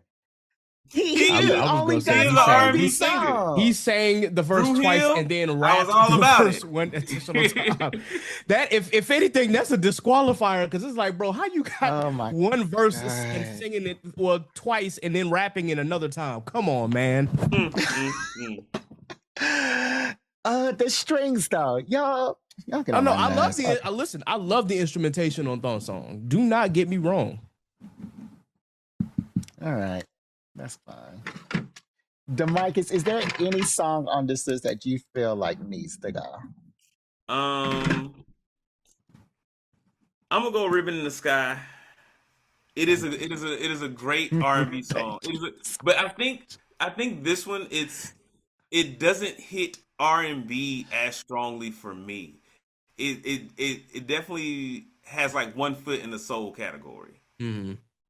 Um, Thank you, because I didn't want to say it. I don't like Luther Vandross. I also don't like Stevie Wonder. I just don't like Usher either. I You don't don't like like old men. I don't like men for some reason. No, but I know it's blasphemous. Stevie Wonder writes great songs. Has a great pen. He's an We're not excellent saying that. musician. But his songs, I just don't really relate Oh my to what he God. was going through in the We're too cocaine young. era. Is that what it is? We're too young. There might because be I too have young. Ain't No Way. I have Ain't No Way on my list. So it's not too young, but I Oh don't yeah. know. I He just just doesn't don't. have a preference for Stevie Wonder. That we'll just leave it Yeah. at that. Yeah, That's I I get just- DeMarcus has a valid reason. Jardo is being a hater because he doesn't like Stevie Wonder. Hey, I am. one person is a hater, two people is feedback. yeah. Yeah. Oh man, but I can let it go because it's it's a beautiful song, but I get the floating into the soul category. Mm-hmm. Okay. Now let me go back over this list. Poison, Ain't No Way, I Care, We Belong Together, Where I Want to Be, One in a Million, With You, Irreplaceable, Pony, and Superstar are still on the list. So what on this list has to stay? You said has to stay. Yeah, has to stay. I Like, will it might concede. not make it to number one. I'm gonna Well, concede it's that in no Poison order. needs to stay. I will absolutely concede that point. Yeah, it's more New Jack Swing, but it still falls into like R&B. What we talking And you can even say that Poison? it's pop, but it's generational. It's one of those songs that like has reached. It's a 36-year-old song at this point that still gets played on, in parties and radios and clubs, and it still has some R&B behind it. It still gets played. It's definitely R&B. It's not better than the Dawn Song. I don't know. I'll take Poison over Thong Song. That's just me. I think Poison got to stay. I think Poison should stay in the fight. I don't think that's the one that's. I'm not sending Poison straight to the finals. But I will send Where I Want to Be straight to the finals. No, That Donnell Yes. Jones. I will send that straight to the finals. I don't. Donnell I don't. Jones has one of the best R&B albums of all time. That's So, Not- and that song was the titular track is what made that. I mean, it's not the song that really made the album, but that song is so. That is a dude who was in love and then realized he's about to cheat, so he's leaving so that he doesn't cheat. Mm. That is real rhythm and blues, because that is that struggle that a lot of people are not mature enough to do on their own, because they will not cheat, or rather they will cheat instead of being mature enough to be like, hey, you know what? Let me step back and make sure that I'm doing the right thing. Because we all want our Kate and our Edith too. Mm-hmm. It is a beautiful song.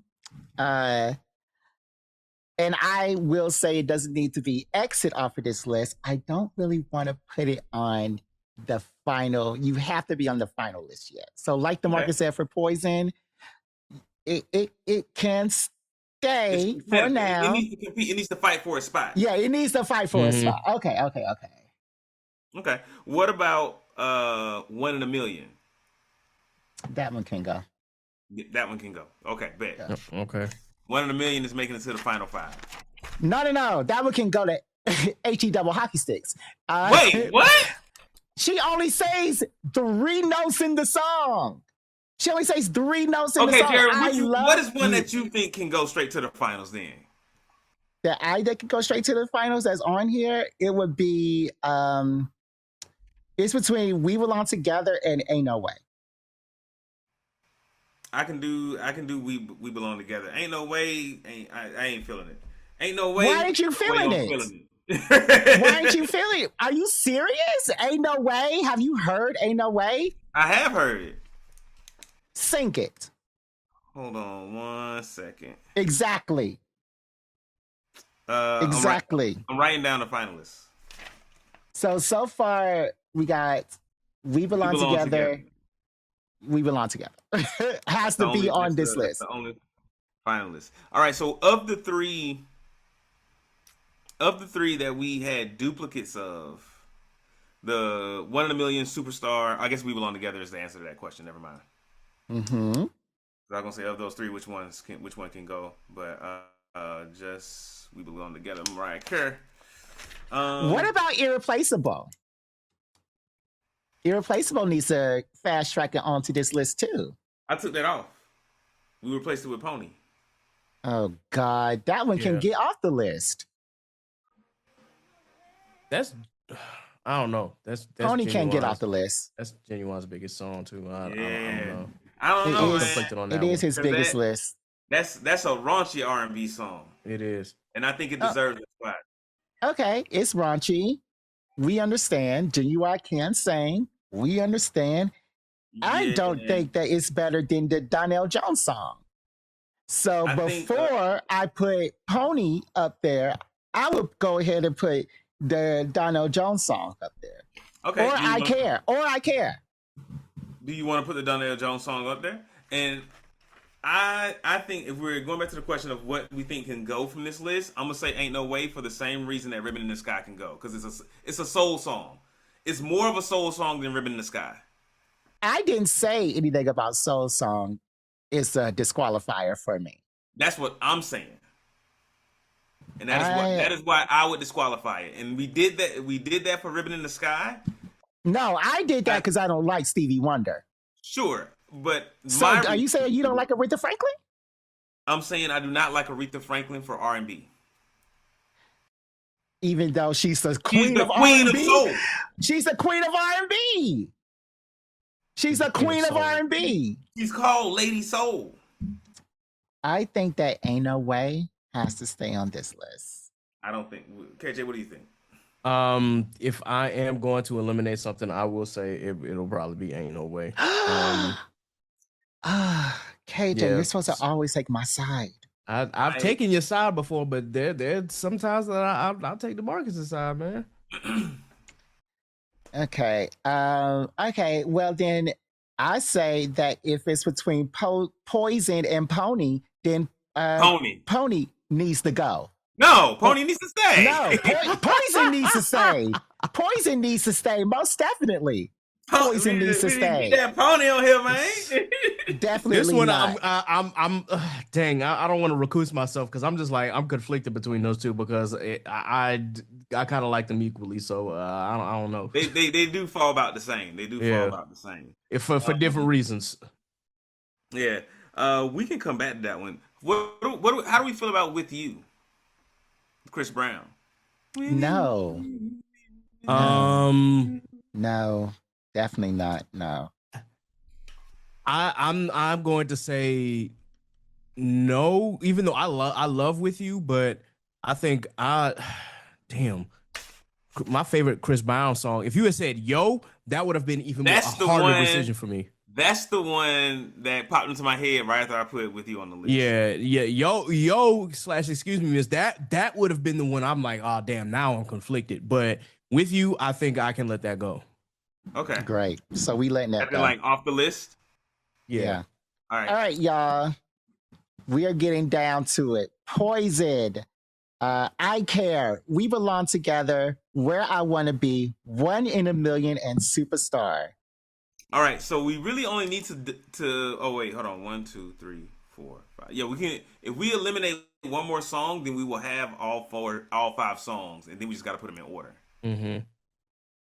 So of these, Poison, I Care, Pony, 1 in a Million, and Where I Want to Be, which one of those would y'all eliminate? 1 in a Million doesn't even fit in this category anymore. Why does it not? Because, okay. I mean, not 1 in a Million. Sorry. Not 1 in a Million. Pony. I would say my two are Pony and 1 in a Million. Those are the two that can leave for me. One of those can go. One moment. I gotta make sure that I'm listening to I Care correctly before I make judgment. Now I know that y'all not going to. Y'all cannot take Beyonce off my list.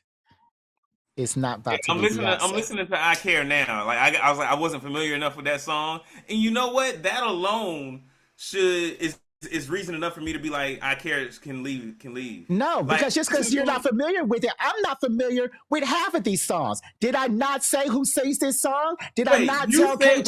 I'm not finished talking. Did I not tell KJ to sing this song? So me not being familiar with it is not a problem for the list. That's your personal problem, and it was my personal problem when I was looking at these songs. So that's your personal problem. Just because you haven't heard the song, because your musical intelligence is subpar, does not mean that the song goes off the list, DeMarcus.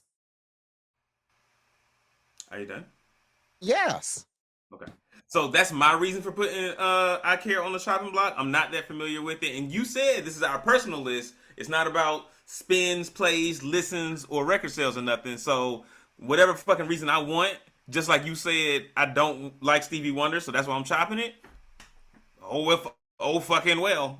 DeMarcus, you are not putting Beyonce on the list because you're a Beyonce hater. So I Care sounds a bit poppy to me. It's not pop. It's clearly R&B. Are you serious? It's not. What's poppy about it?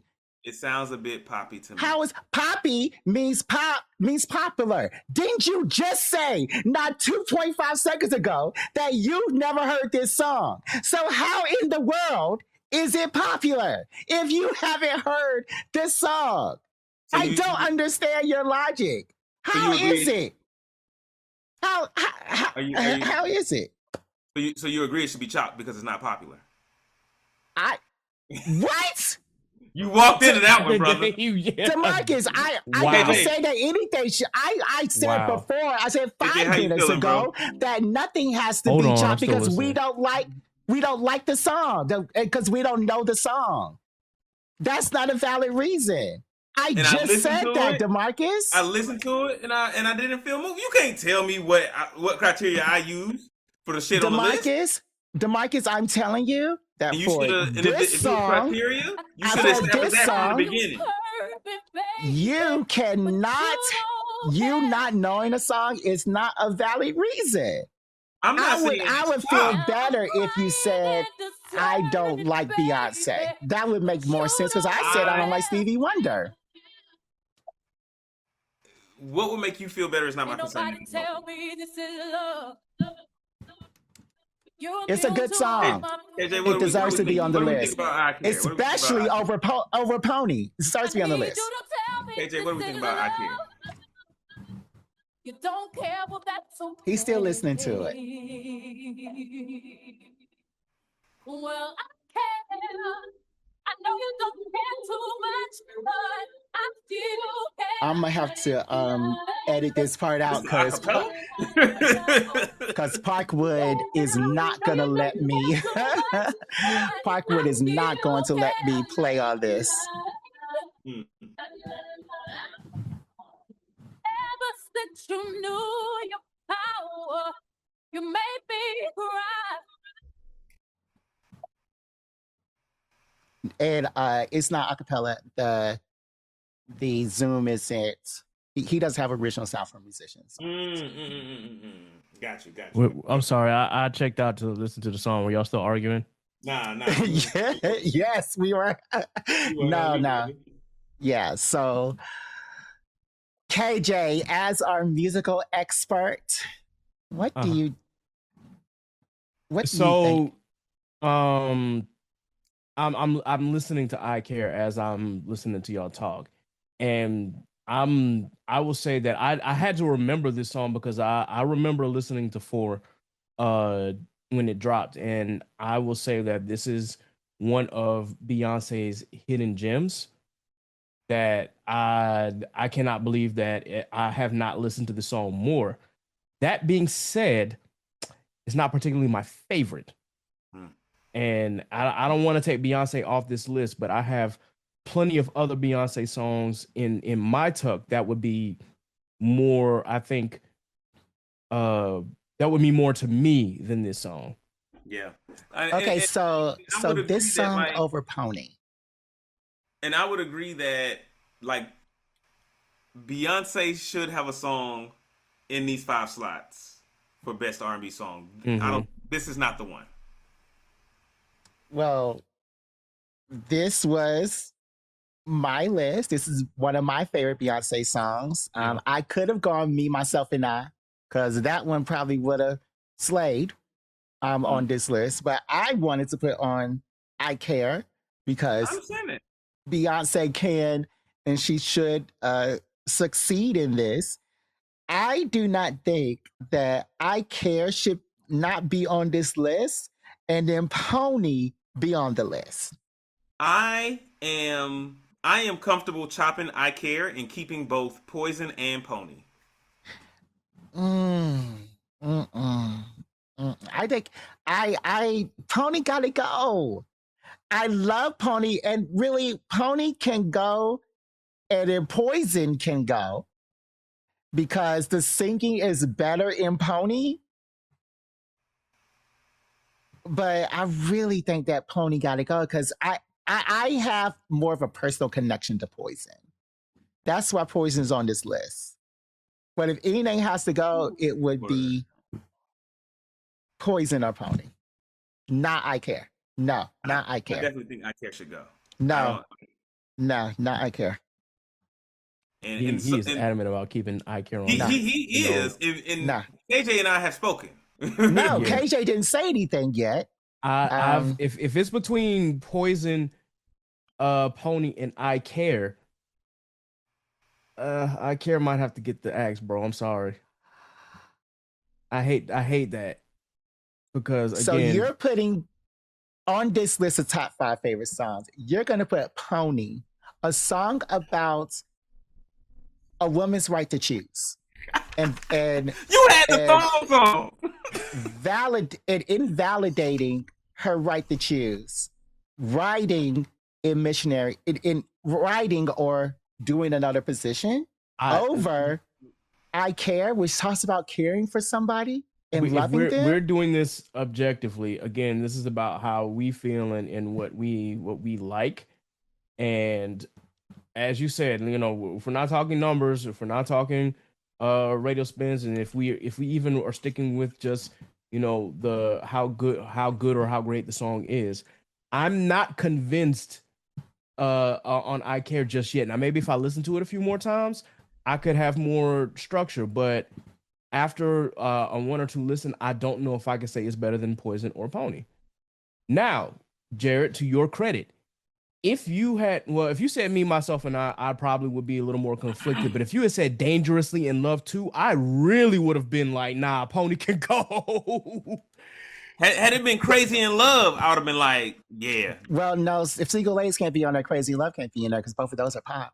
Fair enough. And that's fair. So, but if you had said Dangerously in Love, I would have been like, that's one of I concede. But I Care, I can't rock with it, bro. I'm sorry. Well, y'all have never been to a Beyonce concert. And that is to your credit, obvious. I have not. I would love to go to a Beyonce concert. You know, Why not? I had to pick, unfortunately, between Kendrick Lamar and Beyonce because they were both $500 tickets, and I chose Kendrick Lamar because of the moment. So obviously, my fandom came out when I wrote that. It's my favorite Beyonce song, and we have a top 5, actually. Do we want to try to order these, or this is just the top 5 in no particular order?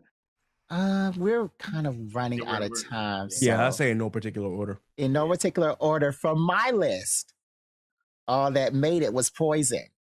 The amazing Poison. From the Marcus's list, all that made it was Pony. But from KJ's list, the reason he probably is on this podcast, we got We Belong Together by Mariah Carey, Where I Want to Be by Donnell Jones, and One in a Million by Aaliyah. Those are some good R&B tracks. I'm not mad at this list. I would put this playlist together and listen to it. We should make this a Black Geek Energy playlist, Black Geek R&B GE Part 1, and just put all 20 songs or all 15 songs that we listed from the beginning. That's a good idea. Put it in a playlist. Yeah, DeMarcus, you should do that sometimes. All right, KJ, let's move on to the 17 questions. I'm going to ask you 17 questions about this podcast and other podcasts, about your life. And we are going to answer them. This is a quick fire. So you can answer these questions quickly with a yes or no, or you can go in depth. So let's go to it. Are you a binge watcher, or do you like to watch week to week? I'm both. Okay. It depends on the show, but I'll do both. Did you see Wonder Man? Yes. Binged the How'd you entire like thing. it? Loved it. Yeah. Absolutely loved it. So is this, you liked it more from your acting background or more from your Marvel background? From both backgrounds, actually. It getting a chance to go deep into like his psyche and trying to figure out like what he wants to do with his life, and struggling to make his dream come true.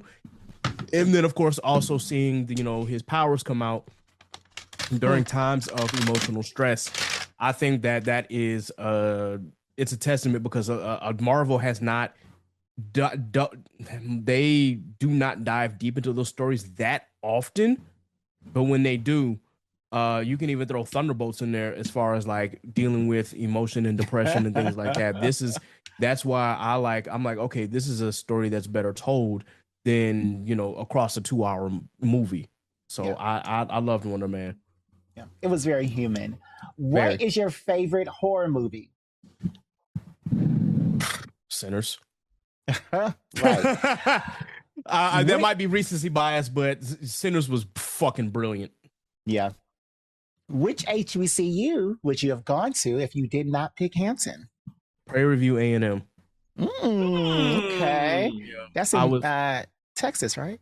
Yes, in Prairie View, Texas. They had given me a academic scholarship. It was a small academic scholarship, but they had given me an academic scholarship, and I was supposed to go over there and audition for the Marching Storm.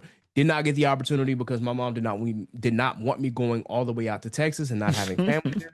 Oddly enough, it was like long after I graduated from Hampton that we found out that on my dad's side, my aunt's husband, my uncle, he's got plenty of family over there because he went to Prairie View, and then my cousin ended up going there anyway. So But yeah, that was my primary choice. And then Bethune-Cookman was my second, but they didn't give me any money, academic or otherwise. Hampton was actually my third. So here this is just the leftovers. It They was, but just- now, see, I don't regret my choice because yeah, Hampton, I learned a lot. I gained a lot of friendships, brotherhoods. I will, you know what? Because I chose, it was my third choice, but at the end of the day, it ended up being the best choice for me. So, Okay. Who is the best gay Disney villain?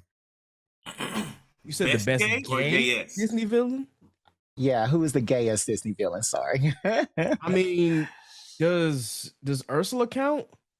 Yeah, she is based off of Divine, who was a Florida drag queen. She Yeah, definitely so counts. yeah, I would say Ursula. What's your favorite TV theme song? Oh, probably Judo Flip by Asheru, which is that's the theme song for the Boondocks. I never knew that song. I never knew Yeah, the it's name called of the Judo song. Flip by Asheru. Nice. You are tasked with giving aliens an album that will save humanity. What album do you get them?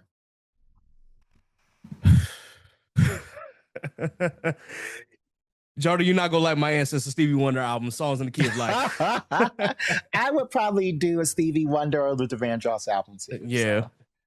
So, I think that if I did a Beyonce album, they would just say the black people. Who is the best dad on TV? Are we talking from the 90s or are we talking just in general? In general, anytime in all of TV.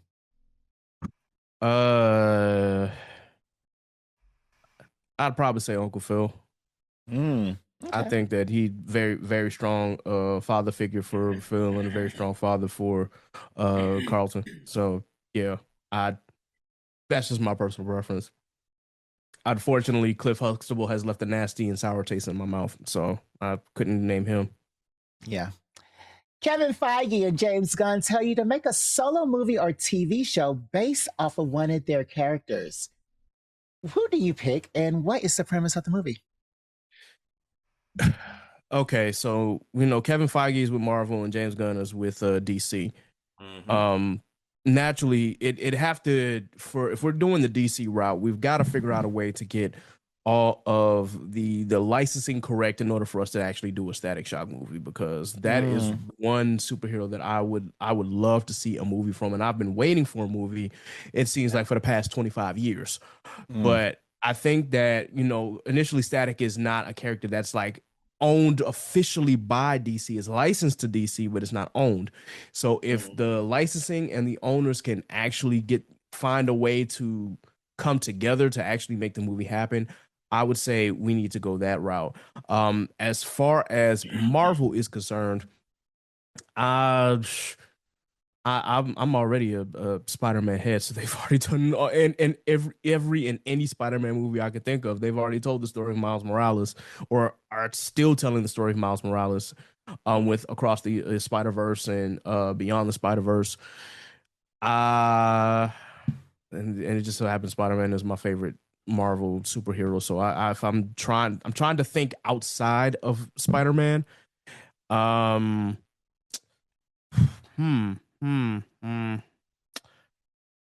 would love for them, when they do X-Men, I do want to see them focus on other X-Men characters. One major focus that the movies haven't touched on is Bishop, and Bishop is one of my favorite X-Men. So I do want to see more of that story of, because I thought that he might be involved in Days of Future Past, but he wasn't.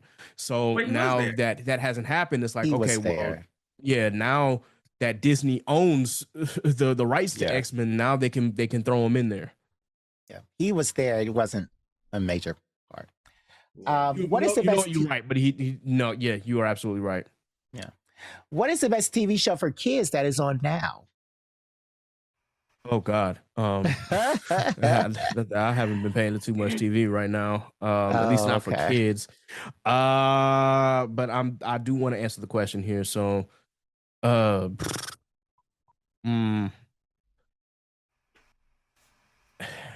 for kids though. What TV shows are playing right now? I know, right? Well, really, that's the answer to the question because Yeah. there are no TV shows for kids ever since Trump's presidency and him deleting PBS and Cartoon Network shutting down Cartoon Network Studios and Nicktoons going solely to YouTube. So there aren't any TV shows for kids coming out now. Yeah. This administration sucks. Yeah. Beyond. If I had to say, like, if we're talking for kids, I guess is Bluey still on? Yeah, Bluey still comes on. Okay, maybe go with that one. It's Then. Disney Plus. It comes on another station in Australia where it was made. What movie or TV show are you looking forward to for the rest of 2025? Well, we're in you mean 2026? No, I mean for the rest of 2020. Oh, duh, 2026. That's the one we're in now. Yeah. The Marvel head in me is just waiting for, Spider-Man Brand New Day and Avengers Doomsday. I want to see what since we have moved on from the multiverse, I want to see how they're able to incorporate Doom in this, because Doom happens to be one of my favorite Marvel villains, and unfortunately the last three Fantastic Four movies before Disney got a hold of it didn't really do Doom that much justice. So now I'm like, all right, well, now that we are getting Doom in the MCU, I want to see where that goes. Even with Robert Downey Jr. coming back to play an alternate character, I just want to see where this goes with that. For the anime, I know that we're in spring season with anime, so I know for me, I'm waiting on the last part of Bleach 1,000-Year Blood War. That time I got reincarnated as a slime has come back. Woo! Yeah, slime is back. Oh, it started today or yesterday. Yeah, it was the 3rd. It was Friday. I watched the first episode, so I know I want my boy Rimuru to do some work. I know what villain is going to be at the end, and I can't wait because I know he's about to beat the brakes off of her. Because I've read part of the backstory where she thought that she stood a chance against him, and she stood no chance against Rimuru. And I'm like, my overpowered slime king rules. There's also a brand new anime that I actually just started yesterday, but I didn't get it to finish because I actually fell asleep. I was tired. But Demons of the Shadow Realm has dropped in. For those who don't know, that is the same author of Full Metal Alchemist Brotherhood. So I'm getting ready to tap into that. And there's a lot of spring anime that I have to catch up on, but we don't got a lot of time, so I'm gonna try to keep it brief. But those are some of the movies that I'm looking forward to. I'm looking forward to Supergirl as well. I want to see that. The DC head in me definitely wants to catch that. And I know that there's been other movies that have been announced, but it's just so much media out there. It's like I haven't been paying attention. I still have yet to see. I have yet to see the Super Mario Brothers movie, so I can't see Super Mario Galaxy until I see Super Mario Brothers first.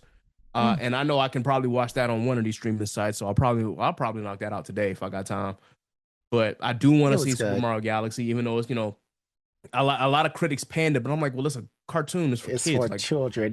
Like what are we? We're not expecting masterpieces here, not with Mario. Come on, guys. Yeah. So okay.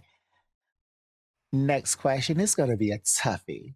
Okay. Take one person off of the Going Merry and replace him with another anime character. Oh shit.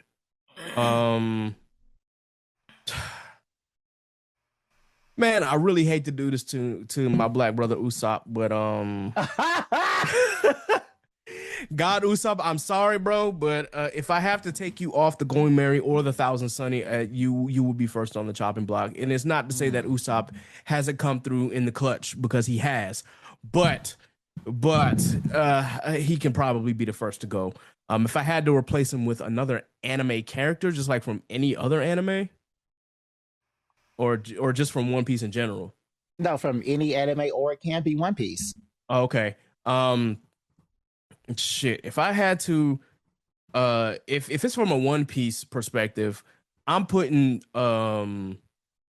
Yamato on there because Yamato really wanted to go on a journey with them, but unfortunately they had to stay on they had to stay in Wano for reasons, obviously. But I do want to see Yamato on the not going married, the Thousand Sunny, because we're past that.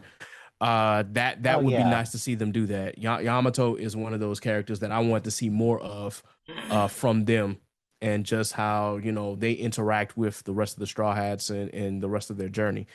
If it's from another anime, I gotta go with my boy Ogun from Fire Force. Ooh, that's a good one. Ogun, he's really like that.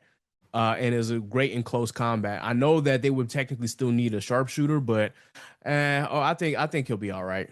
If it was me, it would definitely taking off what's his face? Sanji, because he doesn't even deserve it. I'm putting Bon Clay on there because he definitely deserves it. And I really like Ogun. And you taking Sanji off, bro. Damn, that's Sanji. Who? What? Why? You take one. You taking the dude who feeds everybody off the ship, and then on top of that, like, he's one of the what they call the three monsters of the Straw Hats. So you lose your third best fighter. Bon Clay can fight too. He can fight, but he's not Sanji level. He's the leader of the gays. So I'd say the second leader of the gays, but you know, because we know the actual leader is Arankov. Big head. Yes. Arankov is my nigga, man. I love Arankov. Me too. When he made that guy into a girl without consent, I was just like, oh well, you are now the person I'm gonna be watching. Okay. Well, who is your favorite supervillain of all time? Oh, of all time? No,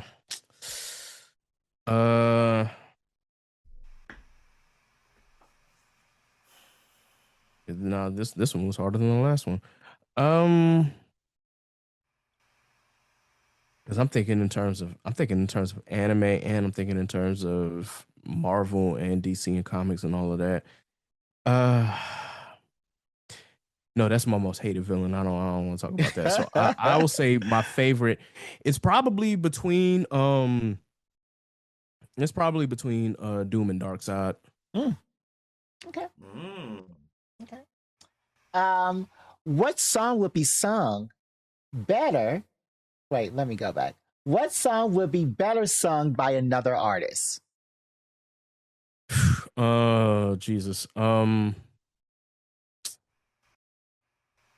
I gotta dig deep in my bag for this. Okay. Actually, you know what? I don't. Love by Keisha Cole. Yeah. I'm not a particular fan of that song. Who's the artist? Who was singing better?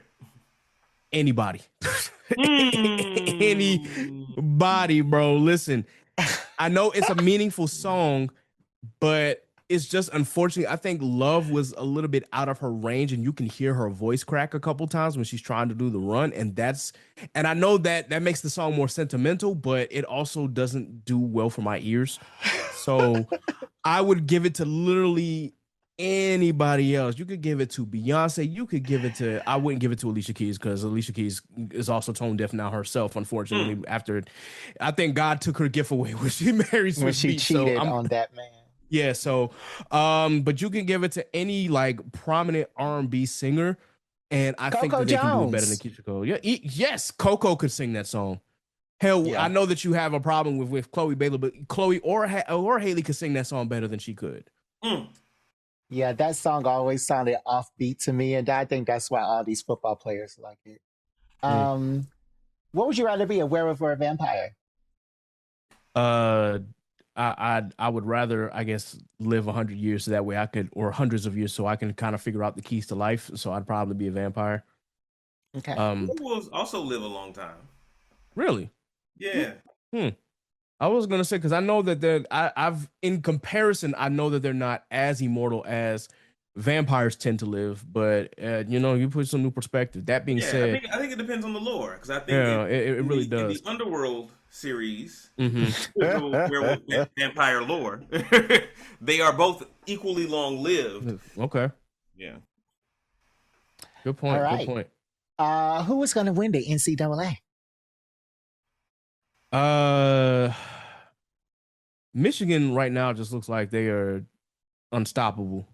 So I'm gonna pick Michigan if we're talking in the male tournament. In the women's tournament right now, oh God, that's crazy. UCLA is beating the bricks off of Carolina. Damn. Oh no. Maybe it's a good thing I'm not watching that game, but it's 38-67. Oh It's wow. damn near 30 points. And it's 6 minutes left in the fourth quarter, so it looks like UCLA is gonna run away with this one. But if I had to pick between UConn and Michigan, I'm gonna pick Michigan just because Michigan looks like they got an offense that can't be stopped. Though I would like for UConn to win, but my pick is Michigan. Okay. What is your favorite rap album of 2026 so far? So far, now I haven't listened to a few albums. I got to catch back up. But so far, it's "The Fall Off" by J. Cole. Absolutely, that is the correct answer. Yeah. That could change because again, we got a long year and there's still a few albums that actually just came out recently that I have to tap into. But so far, it's "The Fall Off." Yep. Okay. And for our last question, tell us, what podcast are you on again? Yeah. So for those who don't know, once again, I am a part of the Kreative Kulture podcast. That is the podcast that I have created. That is my baby. That is the thing that I care about right now the most. No shade to my other podcasts. They know I love them, but still, that is my platform. You can check it out on all streaming platforms or on YouTube to watch the live videos. So wherever get your podcast, be it Spotify, Apple Music, Pandora, iHeartRadio, Amazon Music, we are on all the major platforms except SoundCloud. We're not SoundCloud rappers here. You can again, you can also mainly the most views are found on YouTube though. If you go to YouTube, be sure that you like the video, share, subscribe, of course, hit the notification bell for any of the videos that you watch. Check out some of the clips. My clips unfortunately get more watches than the actual episodes, which is crazy. Mine too. But it be like that. It's just like people have such quick, short attention spans. You get more views on a 45-second clip than you do on a 30-minute podcast topic. But you know what? It is what it is, I guess. I'm gonna find a way to tell people, hey, if you like this clip, tune into the podcast and you'll get more context. Because some people got all up in a tizzy when I said that Krishan Rock was not a responsible parent. So, and she's not. What was the tizzy about? Because she made this argument on Twitter. Well, it was a clip that was posted on Twitter saying that her doctors told her that her child doesn't take medicine or shouldn't take medicine, right? No, that her baby needs help.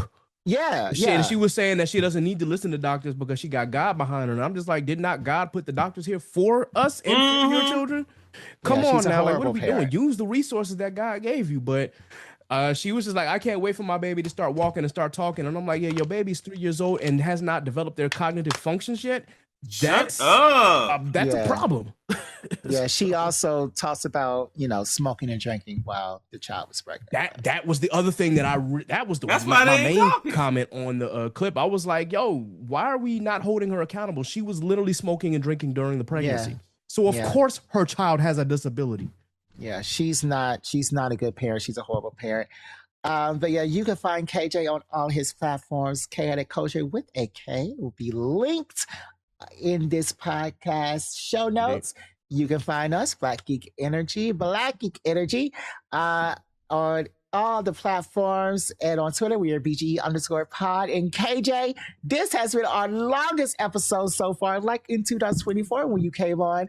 It was our longest episode that year. So you are continuously coming on here, giving us amazing conversations, and pushing the just boundary. just pushing the boundary and doing the things for us that we need done. So hey, pleasure to be here as always, man. Y'all are my brothers. Y'all already know. Anytime that y'all need me to come through, I will. As long as I don't got something conflicting, obviously. Yes. But yeah, we will have you back soon. We want to talk about anime with you soon. Probably a better episode than does breast size equal power, like was the Marcus's last topic 2 years ago. But I feel like that still holds true, man. Show me a strong little titty anime girl. Wow. Hey, listen, this is coming from somebody that does not mind fan service. So people will get all of the tizzy about fan service, and me, I'm just like, okay, Yeah. it's titties, and, man. Come on. Yeah, and the YouTube algorithm is the worst. I experience the same problems with our podcast. But anyways, you want to find KJ, go to Kreative Kulture and follow us everywhere on here, and make sure you watch our shorts and make sure you watch our stuff. And that's the end of our show. BGE out. Deuces.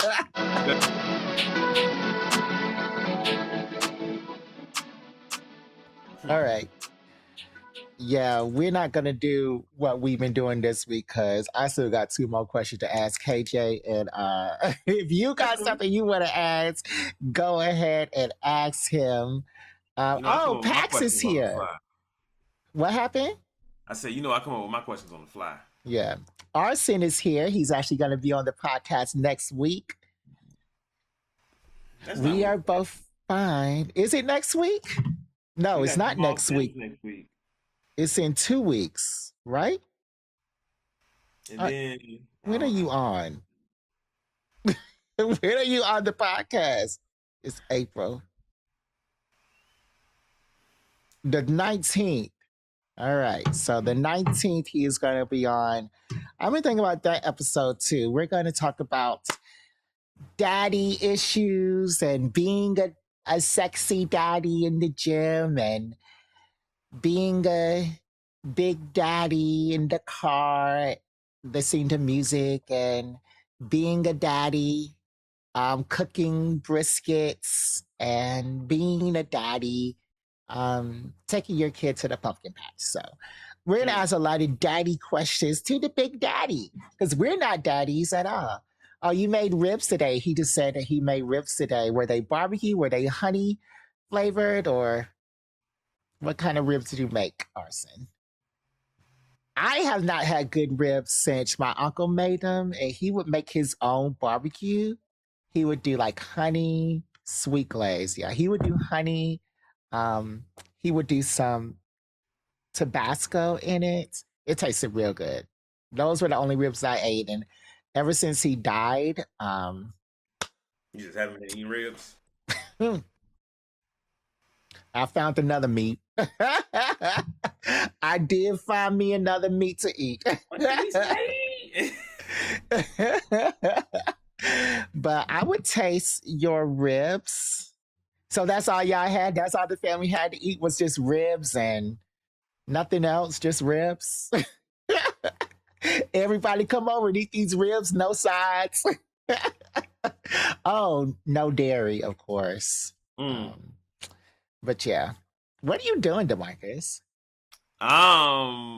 Reeling. Oh, this whole thing sounds real suggestive, but Reeling? What do you mean? I'm thrown aback.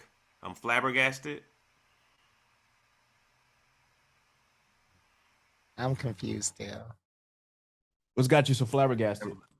Never mind. I mean, you didn't hear Jared in here talking about like you're a daddy, we're not daddies.